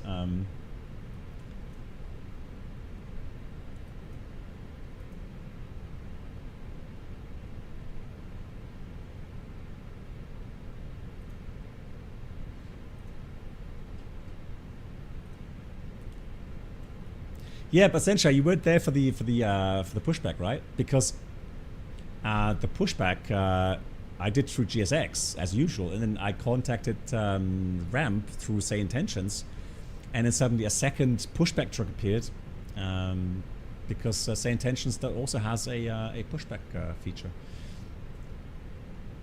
Yeah, he's got to drive from probably drive from Rome now. I don't know. So okay. Anyways, let's do the rest of the shutdown items here, I guess. Although I don't want to get the seatbelt signs off. I don't want to have the passenger disembark. Can we get GS? How about GSX? Right? I mean, do we have an option there? I don't think so, right? No, it doesn't have a...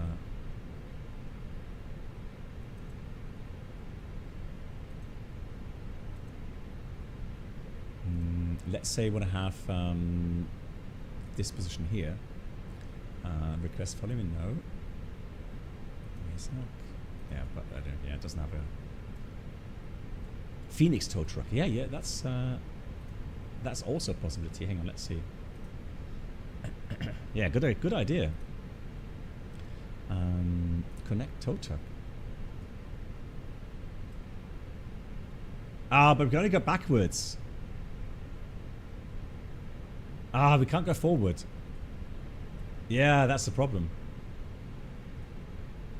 That's a shame. Alright, anyways. We'll stay here. Guys, I hope you enjoyed it. I did definitely enjoy that. Interesting failure setup, and I thank the people that have been gifting subs today for this very reason. So thanks so much for your generosity and playing along, and then also giving us some fair failures. So nothing too crazy, all right? Because I'm aware there's a lot of people here that have a lot of knowledge and know how to crash the aircraft within seconds, right? So, you know, dual engine failure or triple hydraulic failure, whatever, right? You know, so as long as it stays, I would say, as long as it stays within certain limitations, so that we have a chance.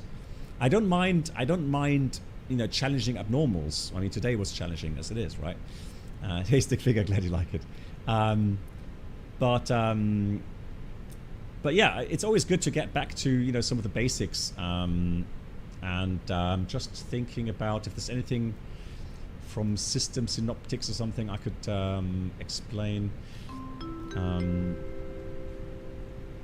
Ladies and gentlemen, welcome aboard the Captain Black Box Infotainment Experience. Winky, I have to go ahead and program some more spin wheels for that. Tom, sorry for the late call out. Tom, thanks for the 60 months of resub. Tom, much appreciated. And then we had Wilty coming in now. Wilty, thank you so much for the 4 months. Wilty, much appreciated. Yeah, so there are, you know, there are several aircraft like the 737 PMDG, 777 PMDG. We have the MD-11 from TFDI coming out tomorrow, which has in the expert kind of add-on has you know, lots of failures that you can program. I guess when the 747 comes out, it will have some failures. Hey, Goat Friend as well. Thank you so much for the 22. And yeah, so a big thank you again for the generosity and yeah, making the stream interesting that way. Yeah, me too, Senshai. Yeah, definitely. I mean, I can handle a dual engine failure. Now, the thing is, one thing I've noticed now with the FENIX, so when you go into direct law, and then there's the first time you're actually feeling what the FENIX actually feels like within Microsoft Flight Sim, without flight augmentation, right? So without any system stabilizing the aircraft, then it's flyable. But one thing I definitely felt is that the trim, I had a feeling the trim didn't do anything.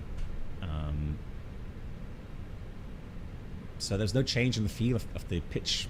I would have to do some more testing, I guess. But yeah, and the whole aircraft, it felt like a Cessna. Right, so you could feel, you know, missing inertia, that sort of stuff again. It's not a deal breaker, but it's interesting to see how the aircraft flies in direct roll. At least it's controllable. At least it's not too bad. Yeah, so Jacob, I mean, we'll see. We'll see what we come up with. What people request as failures. Yeah, essentially, yeah, Totus is better in that regard. I agree. Yeah, exactly, Winky. The thing is, there are some abnormals, like dual hydraulic failure, where you have a huge procedure, huge preparations, huge, you know, things to go through. And then, of course, I have less time to read the chat, right, and interact. That's just a downside with that. So yeah, and cruise altitude. Now, someone was already contacting me and said, you know, he's worried that if we do it like if we did it on every stream, then it will break the normal kind of, you know, A to B flying, because literally, you know, we would have things breaking so badly that I have to divert every time, right? But what I plan to do is at least once a week, I plan to do one of those streams where we have that spin wheel game, if you like, active, and then yeah, then I'll go through the we'll have a look who gifted subs or donated, and then, you know, either that or we've got lots of you know, just simple spin wheels options to go through. KiwiFly, thank you so much. Yeah, I hope to get back to making some videos in the short future, in the near future. Trying to find some good topics. Cruise attitude, that's good. Yeah, MAN, again, because I know, you know, I mean, like you love to fly long, right? So I don't mind doing failures on VATSIM. Then, you know, if we have sectors that play along, the only thing that I don't want to do is, you know, do it on every stream, and do it on, you know, these big events like Frankfurt Friday. It just doesn't make sense to go Frankfurt Friday and then, you know, have these failures, right? They won't be happy with that.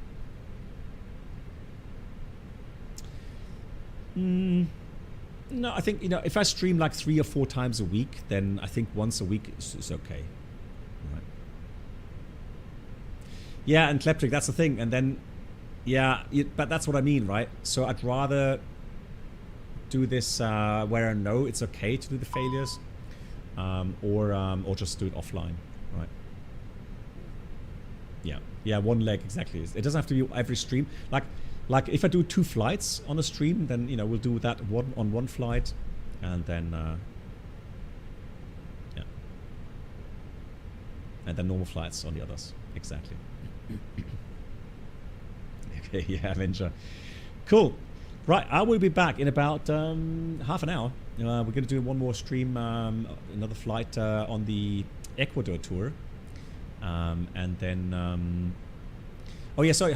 Well, there's a feature here. So the reason is, I'm not doing this to motivate people to gift subs. That's not my motivation. My motivation was going back the last 2 or 3 months. We had so many generous people here that gifted subs and donated money, and as a thank you, it's just, for me, I feel bad just saying thank you, right? Even if it comes from the bottom of my heart, but I wanted to have the option to do something, to have them, you know, something, or have something in return, right? So that way, you know, those people, and I know those people are, you know, long-term followers usually, and very knowledgeable on aircraft systems. So there came the idea that I could do the failure wheel, or have them select at least 1 failure, and depending on how many subs are gifted, then maybe 2 failures. Yeah, and then you know, we can make these interesting streams, right? And then we all learn again something new. That's kind of MAN. But MAN, I feel better that way, honestly. And the thing is, you don't have to request a failure, right? So I would just do the spin wheel, right? You don't have to. It's not a must, but you can. That's the thing, right? It just gives you the option. said Sheila, thank you so much. It's my pleasure. I mean, I'm just doing it because you guys are here. And yeah, Beethoven, thank you so much for the feedback. I appreciate that. Thanks for watching. Cool. Alrighty. Oh, nice, Gazo. Yeah, me too. So I'm retired, right? So for this, you know, and integrating more other add-ons like, you know, 777, 737, etc. The iFly 737 Max also is good, right? You know, that way I actually am, you know, more inclined to look at the manuals and kind of refresh my memory, right? And yeah, and that way getting better again, right? Dinner time, yes, indeed. Right, guys, once again, big shout out to the wonderful people. Mr. Egan gifting 5 subs. So big shout out again. If you don't know Mr. Egan, please check out his channel here on Twitch. And then also thank you so much to the anonymous gifter gifting 10 subs. Also a big thank you again to MAN on the last stream who gifted 5 subs. We'll see. So John Tomira is still valid for the, or is still allowed to give me a failure as well. And also the LH virtual as well. So big thank you. And yeah, see you in about 30 minutes if you like on the Ecuador tour. I'm going to fly the A319 and we'll do that on the European West server. So it's a group flight if you want to join. And I will see you then. Just looking through some more messages. Hilo, thank you so much, Hilo.